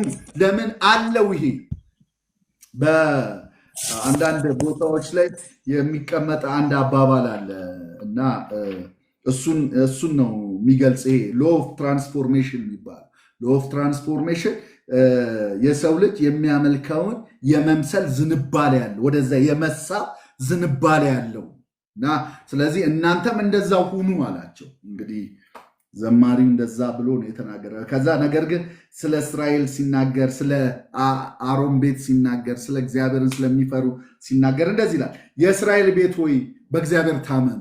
እነሱ እንደዚህ ቢሏችሁ እናንተ ግን በእግዚአብሔር ታመኑ። በሰማይ ባለው በማይታየው ስትጸልዩ አለ ኢየሱስ አባታችን ሆይ ብላችሁ በሰማያት የምትኖር በሰማያት የምትኖር የማትታይ ከፍ ባለ ቦታ የምትኖር ሰማይን ራሱ ዝቅ ብለ የምታየው ቅድም እንዳነበብ ነው ማለት ነው። በሰማያት የምትኖር የእስራኤል ቤት ሆይ በእግዚአብሔር ታመኑ፣ ረዴታቸውና መታመኛቸው እርሱ ነው፣ ረዳታችሁና ጋሻችሁ እርሱ ነው ይላቸዋል። ረዴታችሁና መታመኛችሁ ማለት ረዳትና ጋሻ ማለት ነው። እርሱ የአሮን ቤት ሆይ አገልጋዮቹ በእግዚአብሔር ታመኑ፣ ረዴታችሁና መታመኛችሁ እርሱ ነው። እስራኤልን አለ። ከዛ ቀጥሎ ደግሞ የአሮን ቤትን አለ። አሁን ደግሞ ቀጥሎ ማንን እንደሚል ተመልክቶ እግዚአብሔርን የምትፈሩ አሕዛብ፣ እግዚአብሔርን የምትፈሩ እስራኤላዊ ያልሆናችሁ የአሮን ቤት ያልሆናችሁ እግዚአብሔርን የምትፈሩ ወደ ይሁድነት የገባችሁ በእግዚአብሔር መታመንን የፈለጋችሁ እናንተም እግዚአብሔርን የምትፈሩ ሆይ በእግዚአብሔር ታመኑ፣ ረዴታችሁ፣ መታመኛችሁ፣ ጋሻችሁ ለእናንተም ለአሕዛብም እግዚአብሔር ራሱ ነውና ይልና በጣም ደስ የሚል ቃል ይናገራል። እግዚአብሔር አሰበን ይባርከንማል። አሜን። እግዚአብሔር ካሰበ በቃ እግዚአብሔር ያስባችሁ። ሌላ መባረካችሁ ሌላ በረከት የለኝም። እግዚአብሔር ያስባችሁ። እግዚአብሔር አሰበን ማለት በቃ አለቀ ማለት። እግዚአብሔር አሰበን አለና ይባርከናል። አትጠራጠሩ። አሁን ያለንበት ሁኔታ ጥያቄ የተፈጠረበት ሁኔታ አይደለ። ጥቂት ነን፣ መስራት አንችልም፣ ብርቱ አይደለንም። በዛ ላይ ደግሞ ያለንበት ሁኔታ በሙሉ ጥሩ አይደለም። እየጠየቁን ነው። አምላካቸው የታለ እያሉ ነው። እግዚአብሔር የታለ እያሉ ነው። አደላ ግድ የላችሁም። እግዚአብሔር አስቦናል። ከዛስ ይባርከናል። እግዚአብሔር ሲያስብ እንደዛ ነው የሚሆነው። መጽሐፍ ቅዱሳችን ላይ ብዙ ሰዎች አሉ እግዚአብሔር ያሰባቸው አሰበው የሚባሉ አደለ።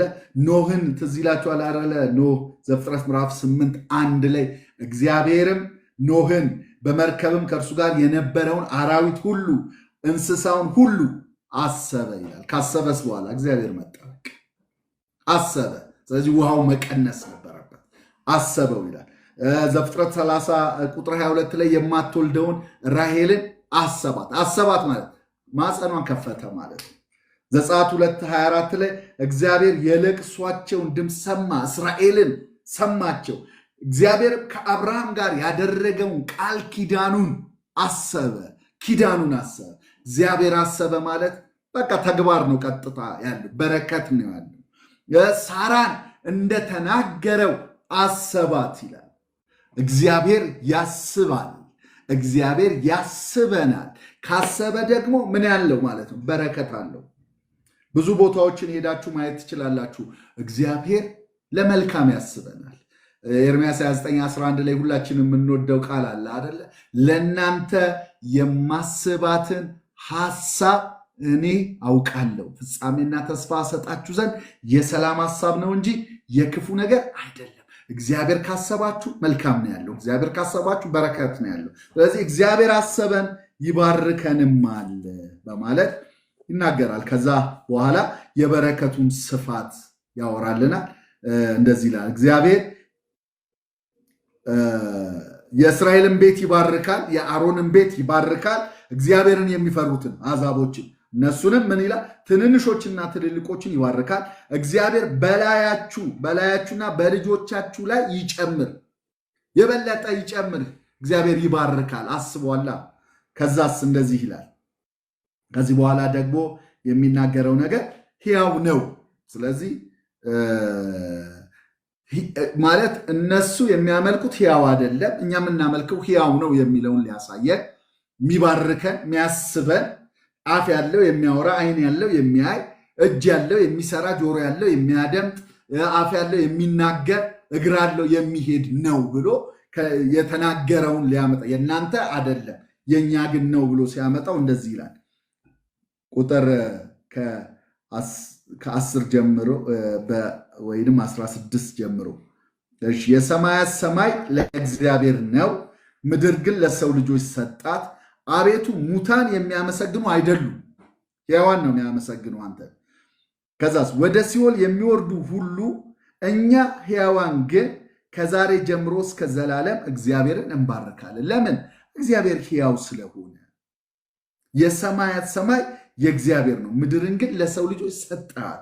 ከዛስ አቤቱ ሙታን የሚያመሰግኑ አይደሉም፣ ወደ ሲኦል የሚወርዱ ሁሉ እኛ ሕያዋን ግን ከዛሬ ጀምሮ እስከ ዘላለም እግዚአብሔርን እንባርካለን ሃሌሉያ ብሎ ይጨርሳል መዝሙር 115። በነገራችን ላይ አሁን ከዚህ በኋላ መዝሙር 115 ላይ አሁን እዚህ የጨረስኩላችሁ ቁጥር 18 እና አይ ቲንክ እዚህም ላይ ቁጥር 18 ነው የሚያቆመው። ጥሩ ነው። አሁን ምዕራፍ 16 የሚለውን በድሮ ስታነቡ በቅንፍ 116 ነው፣ ግን 114 ነው አጠገቡ ያለውን ቁጥር ስታዩት። ነገር ግን እኛ አሁን የምንከተለው በዚህኛው ነው፣ በመዝሙር 116 በሚለው እንሄዳለን። ከዛ ድጋሚ 116 ይላችኋል እና እሱ በቅንፍ አለ በአጠገቡ ጋር በቅንፍ የተጻፈውን ቁጥር ነው ይዘን የምንሄደው። የቅድሙም እንደዛው ነው፣ ከላይ ጀምሮ የሚመጣውን በቅንፍ እያደረገ ይናገራል። ስለዚህ አሁን እኛ በ116 ነው የምንገባው። 116 ላይ አመንኩ ይኸውላችሁ አሁን 116 ብዬ እኔ በድሮ ሳነብ አመንኩ ስለዚህ ተናገርኩ የሚለው 116 ነው። ነገር ግን ከፍ ብለን 116 እግዚአብሔር የልመናዬን ድምፅ ሰምቷል ከሚለው ነው የምንጀምረው።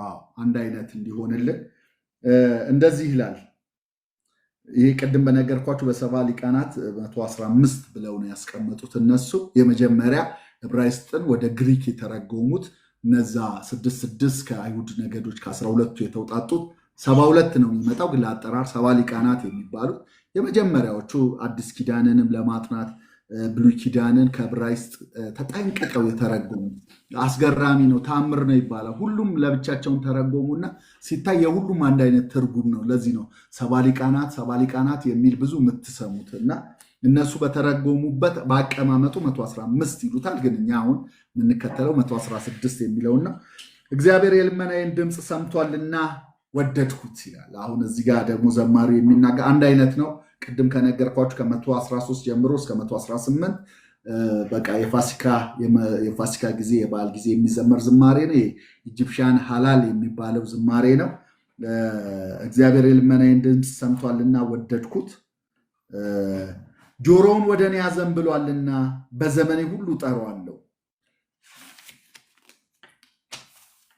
የመጀመሪያው የሚናገረው ሰማኝ ወደድኩት ነው የሚለን። ለምንድን ነው የወደድኩት ይላል? የሚሰማ ስለሆነ። ለምንድን ነው የወደድኩት? ጆሮውን ወደ እኔ አዘንብሏል። ስለዚህ በዘመኔ ሁሉ ሀሳብ አልቀይርም፣ እጠራዋለሁ። እሱ የምጠራው እሱ ነው፣ የሚደርስ ነው፣ የሚሰማ ነው ይለናል። ከዛ የሞት ጣር ያዘኝ፣ የሲኦል ሕማም አገኘኝ፣ ጭንቀት መከራ አገኘው፣ የእግዚአብሔርን ስም ጠራው። አቤቱ ጠራው ካለ በኋላ ሁል ጊዜ ስታነቡ መጽሐፍ ቅዱስ ባይብል ስተዲ ስለሆነ ሁለት መስመር አድርጎ ሰረዝ ካረገ እንዲህ አለ ማለት ነው። ተናጋሪው ሰው እንዲህ አለ፣ ሁለት መስመር ሰረዝ፣ እንዲህ አለ። ምን አለ? የእግዚአብሔርን ስም ጠራው፣ እንዲህም አልኩ ነው የሚለው። እንዲህ አለ። ምን አለ? አቤቱ ነፍሴን አድናት።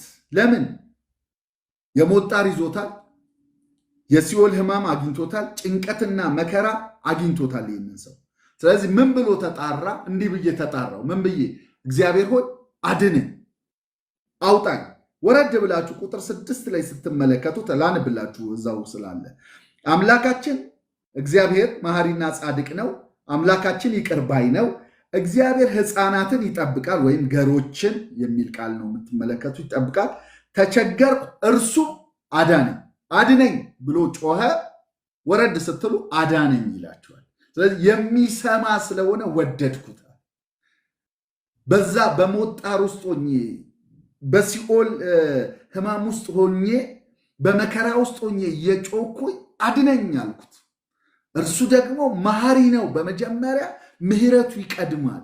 ከፈውሱ አይደለም የጀመረው፣ ከምሕረት ነው የጀመረው እና እንደዚህ ይላል እግዚአብሔር መሐሪና ጻድቅ ነው። አምላካችን ይቅር ባይ ነው።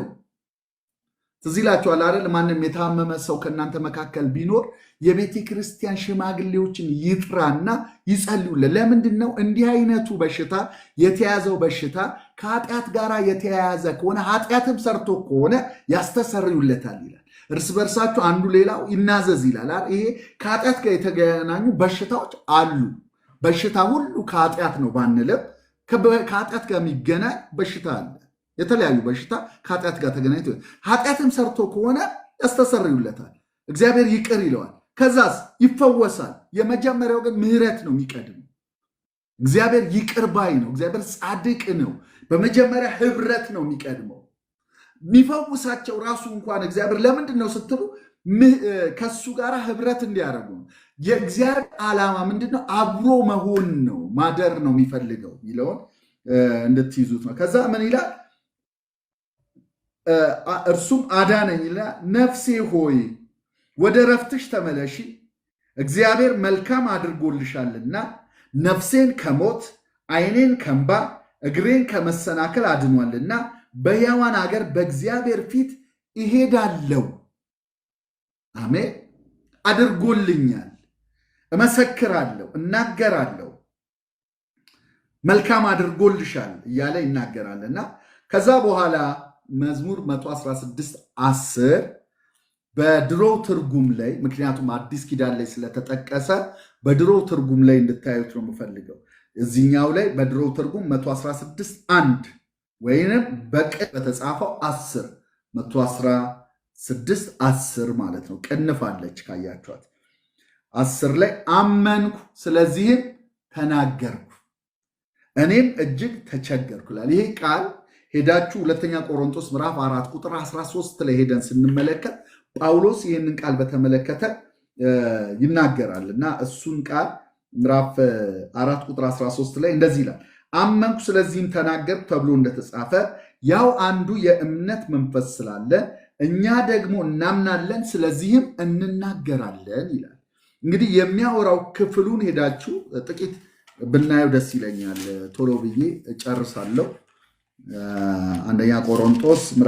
ሁለተኛ ቆሮንቶስ ምዕራፍ 4 ቁጥር 13 ከቁጥር 10 ጀምሮ ላንብላችሁ። 11 የኢየሱስ ሕይወት ደግሞ በሚሞት ስጋችን ይገለጥ ዘንድ እኛ ሕያዋን የሆንን ከኢየሱስ የተነሳ ዘወትር ለሞት አልፈን እንሰጣለን። ጳውሎስ እየተናገረ ያለው ነገር የሚገጥሙን ብዙ መከራዎች፣ ለሞት አልፎ የሚሰጡ ነገሮች አሉ። መዝሙረኛው በመዝሙር 116:10 ላይ እንደተቸገረ ሞት፣ ጣር፣ ሲኦል፣ መከራ እንደደረሰ ልክ እንደሱ አሁንም እንሆናለን። ግን ያኛው ዘማሪ አመንኩ ስለዚህም ተናገርኩ እንዳለ እኛም አምነን እንናገራለን። ይኸው የሚለውን ነገር ተመልከቱት። እንደዚህ ይላል፣ ስለዚህ ሞቱ በእኛ ሕይወቱም በእናንተ ይሰራል። ቁጥር 13 ነገር ግን አመንኩ ስለዚህም ተናገርኩ ተብሎ እንደተጻፈ ያው አንዱ የእምነት መንፈስ ስላለ ያ ዘማሪው እዛ ቦታ ላይ ሆኖ በዛ ሁሉ መከራ ውስጥ ሆኖ ያው የአንዱ የእምነት መንፈስ ስላለን የሚለው እርሱ አምኖ እንደተናገረው እኛም አምነን እንናገራለን። እምነት ንግግር አለው። ሌሎቹ በሌላ መንገድ ስለጠመዘዙት ዝም እንዳትሉ፣ ሙያ በልብ ነው እንዳትሉ። ሙያ በልብ አይደለም በአንደበት ጭምር ነው። ያመነ ሰው ይናገራል። ዳዊት ጎልያድ ሲያወራ ዝም አላለው። ከዚህ በፊት እንዳልኳችሁ የመጨረሻውን ቃል ለእሱ አትስጡት፣ ለሰይጣን አትስጡት፣ ለጠላት አትስጡት። የመጨረሻው ተናጋሪ እናንተ ነው መሆን ያለባችሁ። በአንደበታችሁ ንገሩት። ክርስቶስ ኢየሱስ በቃል ነው የመታው፣ በቃል ነው የገጠመው። የመጨረሻው ቃል ሂድ አንተ ሰይጣን ብሎት ነው ያባረረው። እስከ ጊዜው ተለየው ይላል። እስከ ጊዜው ይለያል፣ ተመልሶ ይመጣል ሰይጣን። እናውቃለን። ለምን? ዲያብሎስ ነው እሱ። ከዛ እንደዚህ ይላል፣ ያው አንዱ የእምነት መንፈስ ስላለን እኛ ደግሞ እናምናለን ስለዚህም እንናገራለን። ጌታን ኢየሱስን ያስነሳው እኛን ደግሞ ከኢየሱስ ጋር እንዲያስነሳን ከእናንተ ጋር እንዲያቀርበን እናውቃለን። በብዙዎች በኩል የተትረፈረፈው ጸጋ ለእግዚአብሔር ክብር ምስጋና ያበዛ ዘንድ ሁሉ ስለ እናንተ ነውና። ያን ጊዜ የነበረው ዘማሪ አምኖ እንደተናገረው እኛም ያው አንዱ መንፈስ ቅዱስ ስላለ እኛም አምነን እንናገራለን። ለምን? ለሞት አልፈን እየተሰጠን ነው። ነገር ግን በእምነት እንናገራለን፣ እንቀጥላለን፣ እንላለን። በእምነት እናውጃለን፣ ቃሉንም በእምነት እንሰብከዋለን፣ በእምነት መናገር ያለብንም በሙሉ እናውጃለን በማለት ሲያስቀምጠው እንመለከታለን። ከዛ የምናየው ቁጥር 12 ላይ እንደዚህ ይላል፣ እኔም ከድንጋጤ የተነሳው ቁጥር 11 ነው። ሰው ሁሉ ሐሰተኛ ነዋል፣ ስላደረገልኝ ሁሉ እግዚአብሔር ምን መልሳለሁ? ይሄ ቁልፍ ነው፣ ማዕከለኛ ነው፣ እምብርት ነው፣ ጥያቄ ነው። ስላደረገልኝ ነገር እግዚአብሔር ምን መልሳል? ምንድን ያደረገለት? ከላይ የዘረዘረልን አለ። እንደው በቃ እግዚአብሔር ሆይ የወደድኩ የልመናዬን ድምፅ ሰምተሃል ብሎት ነው የጀመረው። እና ምንድነው የሰማው ስል የደረሰበት ጭንቀት፣ መከራ፣ የሞት ጣር፣ ሲኦል የሚባሉ ነገሮች ደርሶበት ነበረ። ስለዚህ አሁን ስላደረገልኝ ሁሉ ሲል መልስ የሰጠውን እግዚአብሔር እንዴት ላመስግነው ብሎ ጥያቄ ሲጠይቅ ትመለከታላችሁ። ስላደረገልኝ ሁሉ እግዚአብሔርን ምን እመልሳለሁ ይልና በጣም የሚገርም ምስል ከሳች የሆነ አገላለጥ ያስቀምጣል። የመድኃኒትን ጽዋ እቀበላለሁ ይላል። የመድኃኒትን ጽዋ አነሳለሁ የሚል ትርጉም ነው ያለው። ጽዋ አነሳለሁ፣ ግን የማነሳው ጽዋ የመድኃኒት ጽዋ ነው፣ የደህንነት ጽዋ ነው የማነሳው ጽዋ። ይህ ልክ አንድ ሰው ድል አድርጎ ሲመጣ ዋንጫውን እንደሚያነሳ እኔም ያዳነኝን ጽዋውን አነሳለሁ አለ። ወዳጆቼ እኔና እናንተ ክርስቶስ ኢየሱስ እኛ መውሰድ የሚገባንን ጽዋ ወስዶ እኛ ደግሞ መውሰድ የማይገባንን እሱ ግን ከወሰደው የተነሳ እንደዚህ አይደለ ያለው መጽሐፍ ቅዱሳችን ላይ ሲናገር ብትወድስ እቺ ጽዋ ከእኔ ትለፋል። ይሄ የመከራ ጽዋ ነው፣ ይለፈኛል።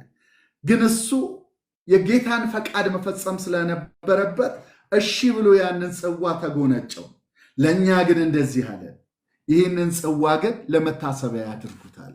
ይሄ ጽዋ ለእናንተ የወሰድኩት ጽዋ፣ እናንተ የምትባርኩት የበረከት ጽዋ ይለዋል ጳውሎስ ሲናገር። የምታነሱት ጽዋ፣ የደህንነት ጽዋ፣ የተፈወሳችሁበት ጽዋ፣ ያ እናንተ ነፃ ያወጣችሁ ለእናንተ ለኃጢአታችሁ ማስተሰሪያ የሚሆን የአዲስ ኪዳን ደሜ ነው ብሎ የሰጠን ያንን ጽዋ ነው የጌታ ራት ብለን የምንወስደው። እሱን ጽዋ ነው፣ የደህንነት ጽዋ። ክርስቶስ ኢየሱስ የመከራውን ጽዋ ወስዶ ለእኛ የበረከትን ጽዋ ሰጠ። መታሰቢያ አድርጉት፣ አስቡ አለ። ለእናንተ የከፈልኩትን ዋጋ ስትወስዱት አስቡት። ከዛ ሞቱን ተናገሩ፣ ትንሣኤውን ተናገሩ፣ መስክሩ አለ እና ማቴዎስ 26:39 ላይ የመከራውን ጽዋ ታዩታላችሁ። ከዛ አንደኛ ቆሮንቶስ ምዕራፍ 10 ቁጥር 16 ላይ የበረከት ጽዋ ሲለው እንመለከታለን። እና ከዛ የመድኃኒት ጽዋ እቀበላለሁ፣ የእግዚአብሔርን ስም እጠራለሁ ይላል። ይሄ ሮሜ 10:13 ላይ የጌታን ስም የሚጠራ ይድናል ከሚለው ጋር የሚሄድ ቃል ነው። እና የጌታን ስም የሚጠራ ይድናል። ያንን ክርስቶስ የሰራውን ስራ የሚያምን ስሙን የሚጠራ ስም ማንነት ነው፣ የሰራው ስራ ነው ብለን ተመልክተነዋልና በሕዝብ ሁሉ ፊት ስዕለቴን ለእግዚአብሔር እፈጽማለሁ ይላል። አያችሁ፣ አሁን የሚያደርገው ምን ላድርግ፣ ስላደረገልኝ ሁሉ ምን እመልስለታለሁ ብሎ የሚመልስለትን ነው። ጽዋውን አነሳለሁ አለ። ከዛ በኋላ ደግሞ ምን አደርጋለሁ አለ? የእግዚአብሔርን ስም እጠራለሁ አለ፣ አውጃለሁ። በየስፍራው ሁሉ ስሙን ያዳነኝ፣ ነፃ ያወጣኝ፣ የታደገኝ ይህ ስም ነው ብዬ እናገራለሁ። ይህ ብቻ አይደለም፣ በሕዝብ ሁሉ ፊት ስዕለቴን ለእግዚአብሔር እፈጽማለሁ፣ ስዕለት እሳላለሁ አለ። ከዛስ የቅዱሳን ሞት በእግዚአብሔር ፊት የከበረ ነው አለ። ለምንድን ነው ይህንን ያለ? የሞት ጣር ይዞት ነበረ አደለ የሚነግረን። የሞት ጣር ይዞት ነበረ ይሄ ሰው። የሲኦል ሕማም አግኝቶት ነበር፣ ጭንቀት መከራ አግኝቶት ነበር። ከዛ እንደዚህ ያለ ይህንን የተናገረው ምን እያለ ነው?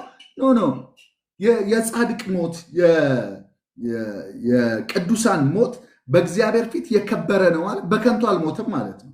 መስፍንጉቱ እንደዘመረው ማለት ነው። እንዲሁ በዋዛ መሞት አለ ወይ እንዳለው ጨርሼ ነው የሚሄደው።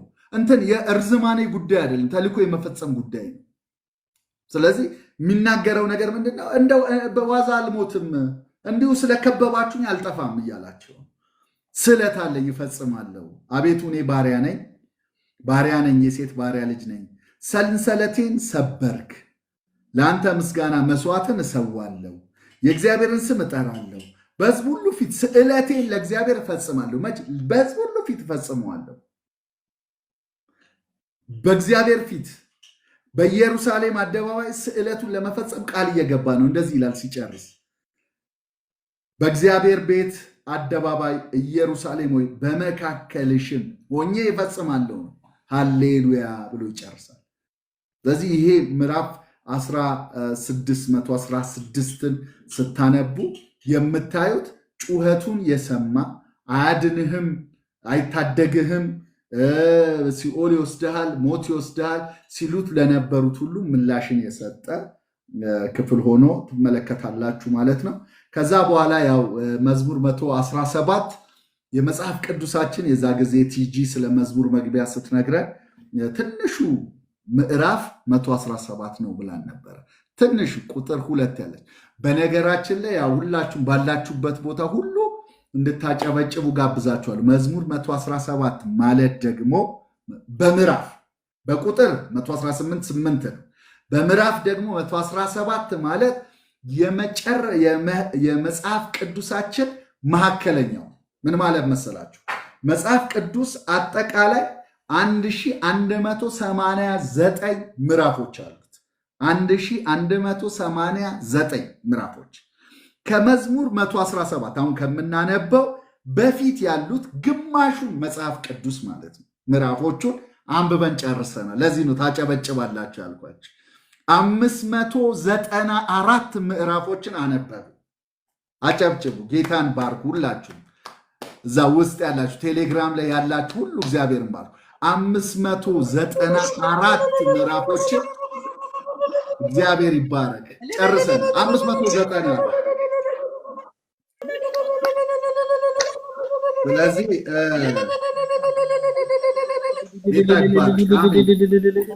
አሜን አሜን አሜን። ክብር ለኢየሱስ ይሁን።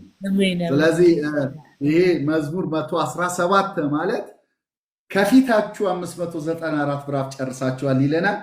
ከመዝሙር 117 በኋላ ደግሞ የሚቀረን 594 ነው። 594 እና 594ን ስትደምሩ 1188 ይመጣል። አጠቃላይ የመጽሐፍ ቅዱስ ምዕራፍ 1189 ነው። መዝሙር 117 1189 የሚያደርገው ሁለቱን የሚከፍለው በጣም አጭሩ ምዕራፍ በዕብራይስጥ 17 ቃል ነው ያለው። 17 ቃል ነው ያለው።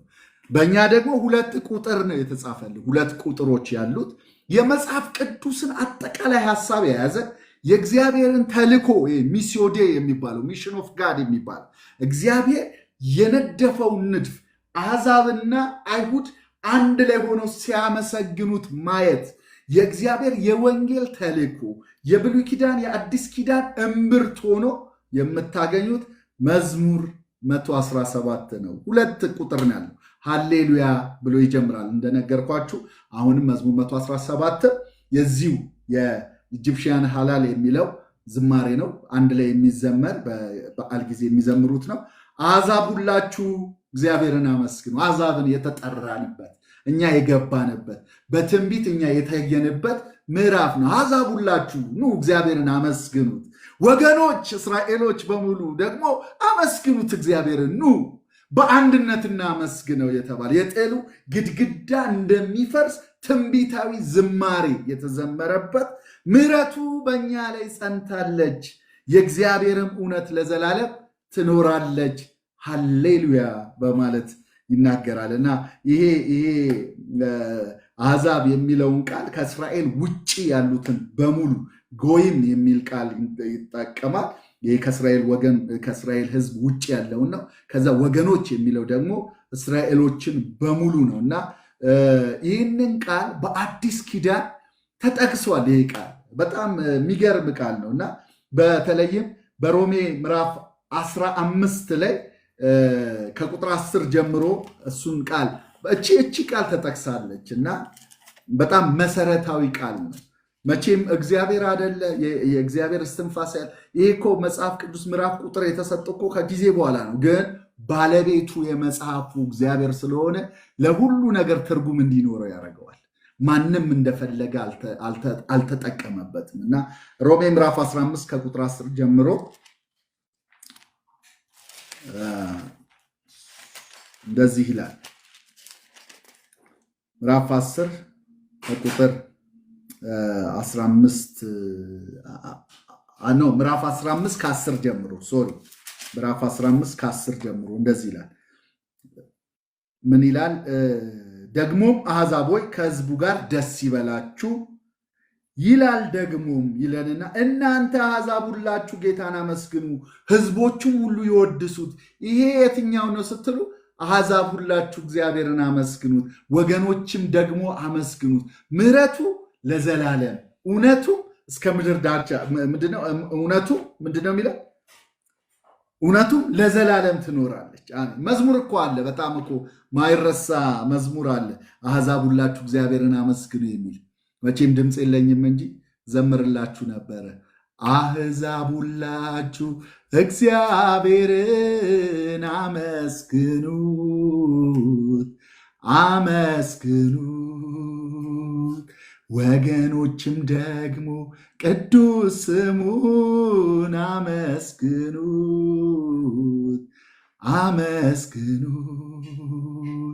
ምሕረቱ ለእኛ ላይ እጅግ ጸንታለች፣ እውነቱም ለዘላለም ትኖራለች። አመስግኑት አመስግኑት። እንደዚህ የሚል ዝማሬ ያለ የድሮ መዝሙር ነው። ይሄው መዝሙር ነው የዘመሩት። መዝሙር 117 አሕዛብ ሁላችሁ እግዚአብሔርን አመስግኑ፣ ወገኖችም ደግሞ እግዚአብሔርን አመስግኑ። ለምን? ምሕረቱ በእኛ ላይ ጸንታለች ይላል። ይህን ሮሜ ምዕራፍ 15 ላይ ከ10 ጀምሮ አሕዛብ ሆይ ከሕዝቡ ጋር ደስ ይበላችሁ ይላል። ደግሞም እናንተ አሕዛብ ሁላችሁ ጌታን አመስግኑ፣ ሕዝቦችም ሁሉ ይወድሱት ይላል። መዝሙር 117 የብሉይ ኪዳን የታላቁ ተልእኮ የግሬት ኮሚሽን ድምፅ ነው የሚባለው። አሕዛብን ወገኖችን በአንድነት ምሕረቱንና እውነቱን እንዲዘምሩ የተጠራበት ነው። ትዝ ይላችኋል አይደል? በአዲስ ኪዳን ኢየሱስ በመምጣቱ ቃል ሥጋ ሆነ፣ ጸጋንና እውነት። ጸጋ ካለ ሁል ጊዜ ጸጋ እንደ ጋሪ ነው፣ ፈረሱ ምሕረት ነው። ምሕረት ነው ጸጋን ያመጣልን። ምሕረት ከፊት የሚሄድ ነው፣ ጸጋ የሚከተለው ነው። ስለዚህ ጸጋ ካለ ምን አለ ማለት ነው? ምሕረት አለ። ስለዚህ ጸጋንና እውነትን ተሞልቶ ሲል ምሕረት እንዳለ በውስጡ እንዳትረሱ። እዚህም ቦታ ላይ ሲናገር ምሕረትና ብሎ እውነት ይለናል። ምሕረቱ በእኛ ላይ ጸንታለች ይለዋል። ከዛ ደግሞ እውነቱ ለዘላለም ትኖራለች በማለት ይናገራል ማለት ነው። እና ይሄ የእግዚአብሔርን ምሕረት፣ የእግዚአብሔርን ጸጋ፣ የእግዚአብሔርን እውነት የምናይበት ነው። እና መዝሙር 117 ሲጠቀለል የእግዚአብሔር ዓላማ ዓለምን በክርስቶስ መጠቅለል፣ አሕዛብና አይሁድን በማዳን ለእርሱ ምስጋና እንዲሆኑ ከነገድ ከቋንቋ ሁሉ ተዋጅቶ ለታረደው በግ ለዋጀን በደሙ ላጠበ ለሱ ምስጋና የሚያቀርብ ማህበረሰብን ሕዝብን እግዚአብሔር ስለሚፈልግ ነው ይሄ ቃል የተልእኮ ቃል ነው የሚባለው። ስለዚህ ሮሜ 11:16 ላይ በወንጌል አላፍርም ብሎ አስቀድሞ ለአይሁድ ደግሞም ለግሪክ ሰው ለሚያምን ሁሉ የእግዚአብሔር ኃይል ለማዳን ነው። የእግዚአብሔር ኃይል የተገለጠው ለማን? ሊያድነን ነው። ዮሐንስ ያየው ምንድነው? ያየው እነሆ የዓለምን ሁሉ ኃጢአት፣ የእስራኤልን አይደል፣ የዓለምን ሁሉ ኃጢአት የሚያስወግድ የእግዚአብሔር በግ ነው። በዚህ ምዕራፍ 117 መካከለኛ ሆኖ የመጽሐፉ እምብርት ሆኖ አሕዛብንና አይሁድን ሁሉ የሚጠራ ለእግዚአብሔር በተለይም ደግሞ በአዲስ ኪዳን ለታረደው በግ ምስጋናን እንድናመጣለት የሚያሳይ ክፍል ነው። አመስግኑት የሚለው ለምን? ምሕረቱ እውነቱ ለዘላለም ነው። ልክ ምዕራፍ 118 ስትገቡ ብዙ አይደለም ምለው ምዕራፍ 118 ላይ ብዙ አላወራም። ነገር ግን የዚህ ተከታይ ነው። 117 በር ነው። 118 ውስጡ ያለው አዳራሽ ነው። 117 ጥሪ ነው። 118 ተግባር ነው የሚያሳያችሁ።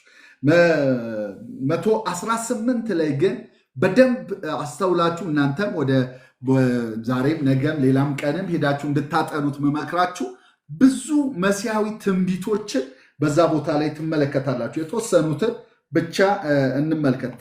መሲሐዊ ትንቢቶችን 118 ቅድም ለየት ያለ ገጽታ ያለው ከቁጥር ደግሞ ወደ አይ ቲንክ ካልተሳሳትኩኝ በአጠቃላይ 31102 ቁጥሮች አሉት መጽሐፍ ቅዱስ ቁጥር። በቁጥር ደግሞ ሄደን ስናይ መዝሙር 118:8 የቁጥሩ አጋማሽ ነው።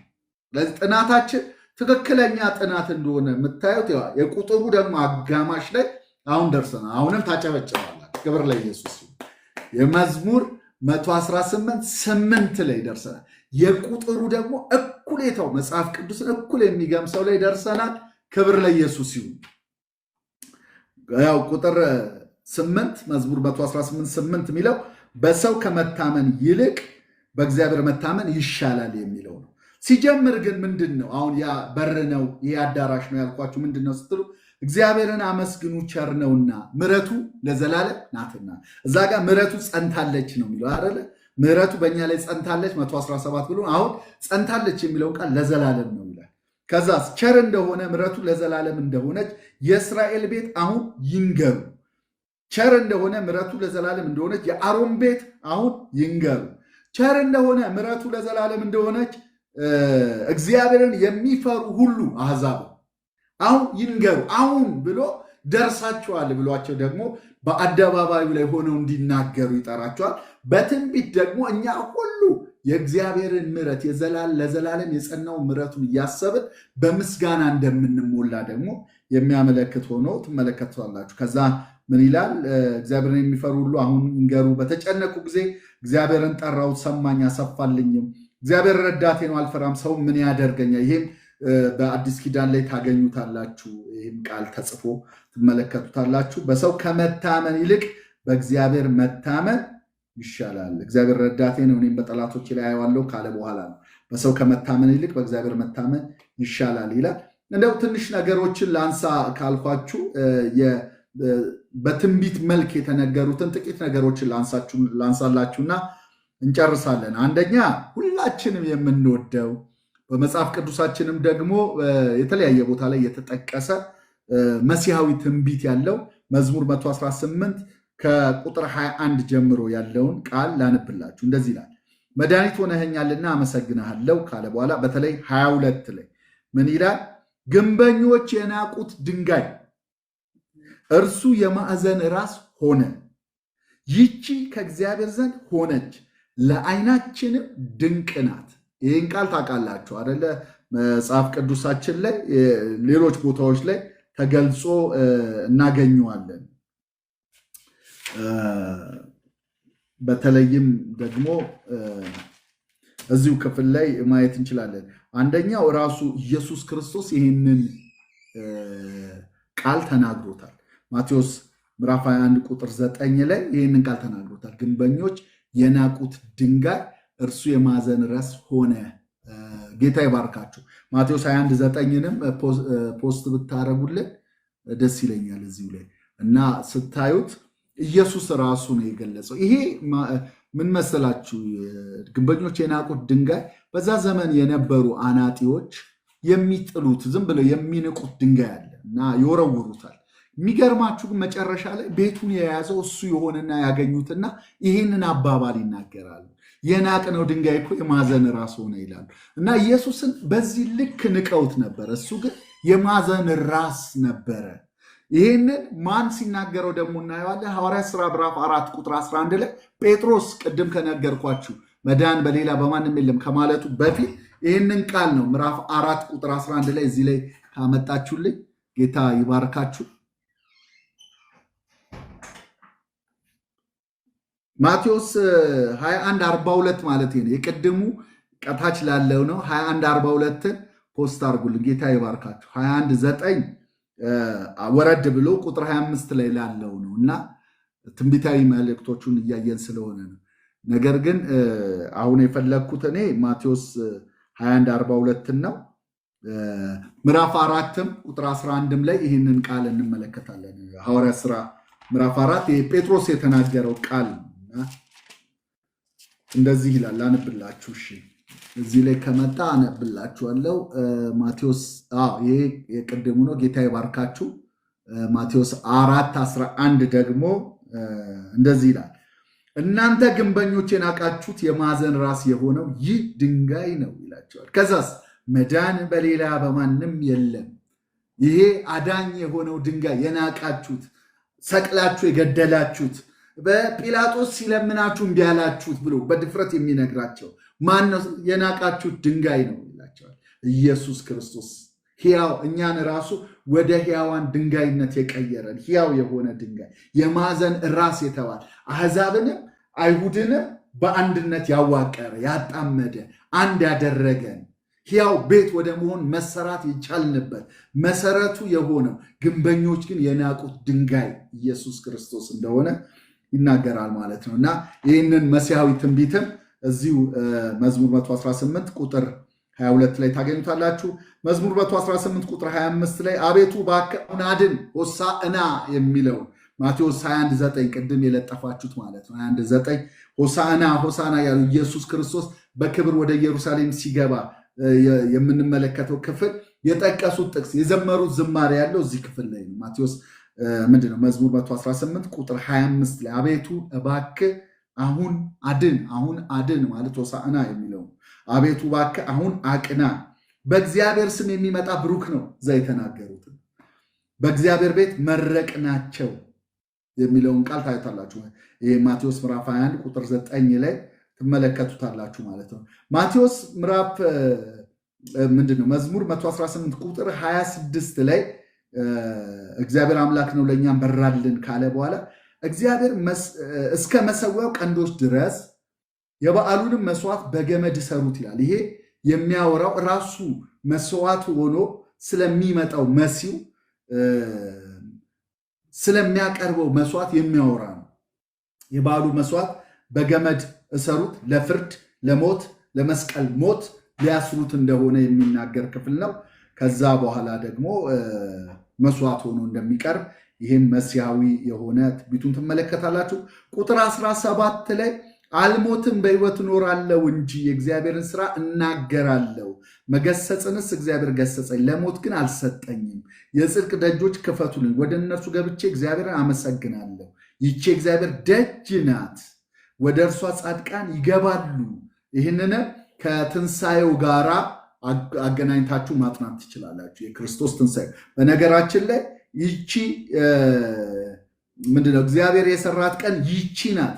ሐሴትን እናድርግ በእሷ ደስ ይበለን የተባለው ከመሲሁ የማዳን ስራ ጋር የተያያዘ በተለይም ብዙዎች እንደሚያምኑት ከትንሣኤው ቀን ጋር የተያያዘ ይቺ እግዚአብሔር የሰራት ቀን ናት የተባለችው በእርሷ ደስ ይበለን ሐሴት እናድርግ የተባለው ኢየሱስ ክርስቶስ የተነሳበት ነው። ስለዚህ ይሄ መዝሙር 118 በአጠቃላይ ሄዳችሁ ስታነቡት ብዙ መሲሐዊ ትንቢቶችን የያዘ መጽሐፍ ሆኖ ታገኙታላችሁ። ሲጨርስ እንደዚህ ይላል፣ መድኃኒትም ሆነኸኛልና አመሰግናለሁ። እግዚአብሔርን አመስግኑ፣ ቸር ነውና ምሕረቱ ለዘላለም ነውና። እግዚአብሔር ይባረክ። ምሕረቱ ለዘላለም የሆነውን ቸር የሆነውን እግዚአብሔርን አመስግኑት ብሎ ነው የሚጨርሰው። እኔም እንደዛው ብዬ ነው መጨርሰው። ያዳነንን የታደገንን እግዚአብሔርን አመስግኑት። ጌታ ኢየሱስ ይባርካችሁ።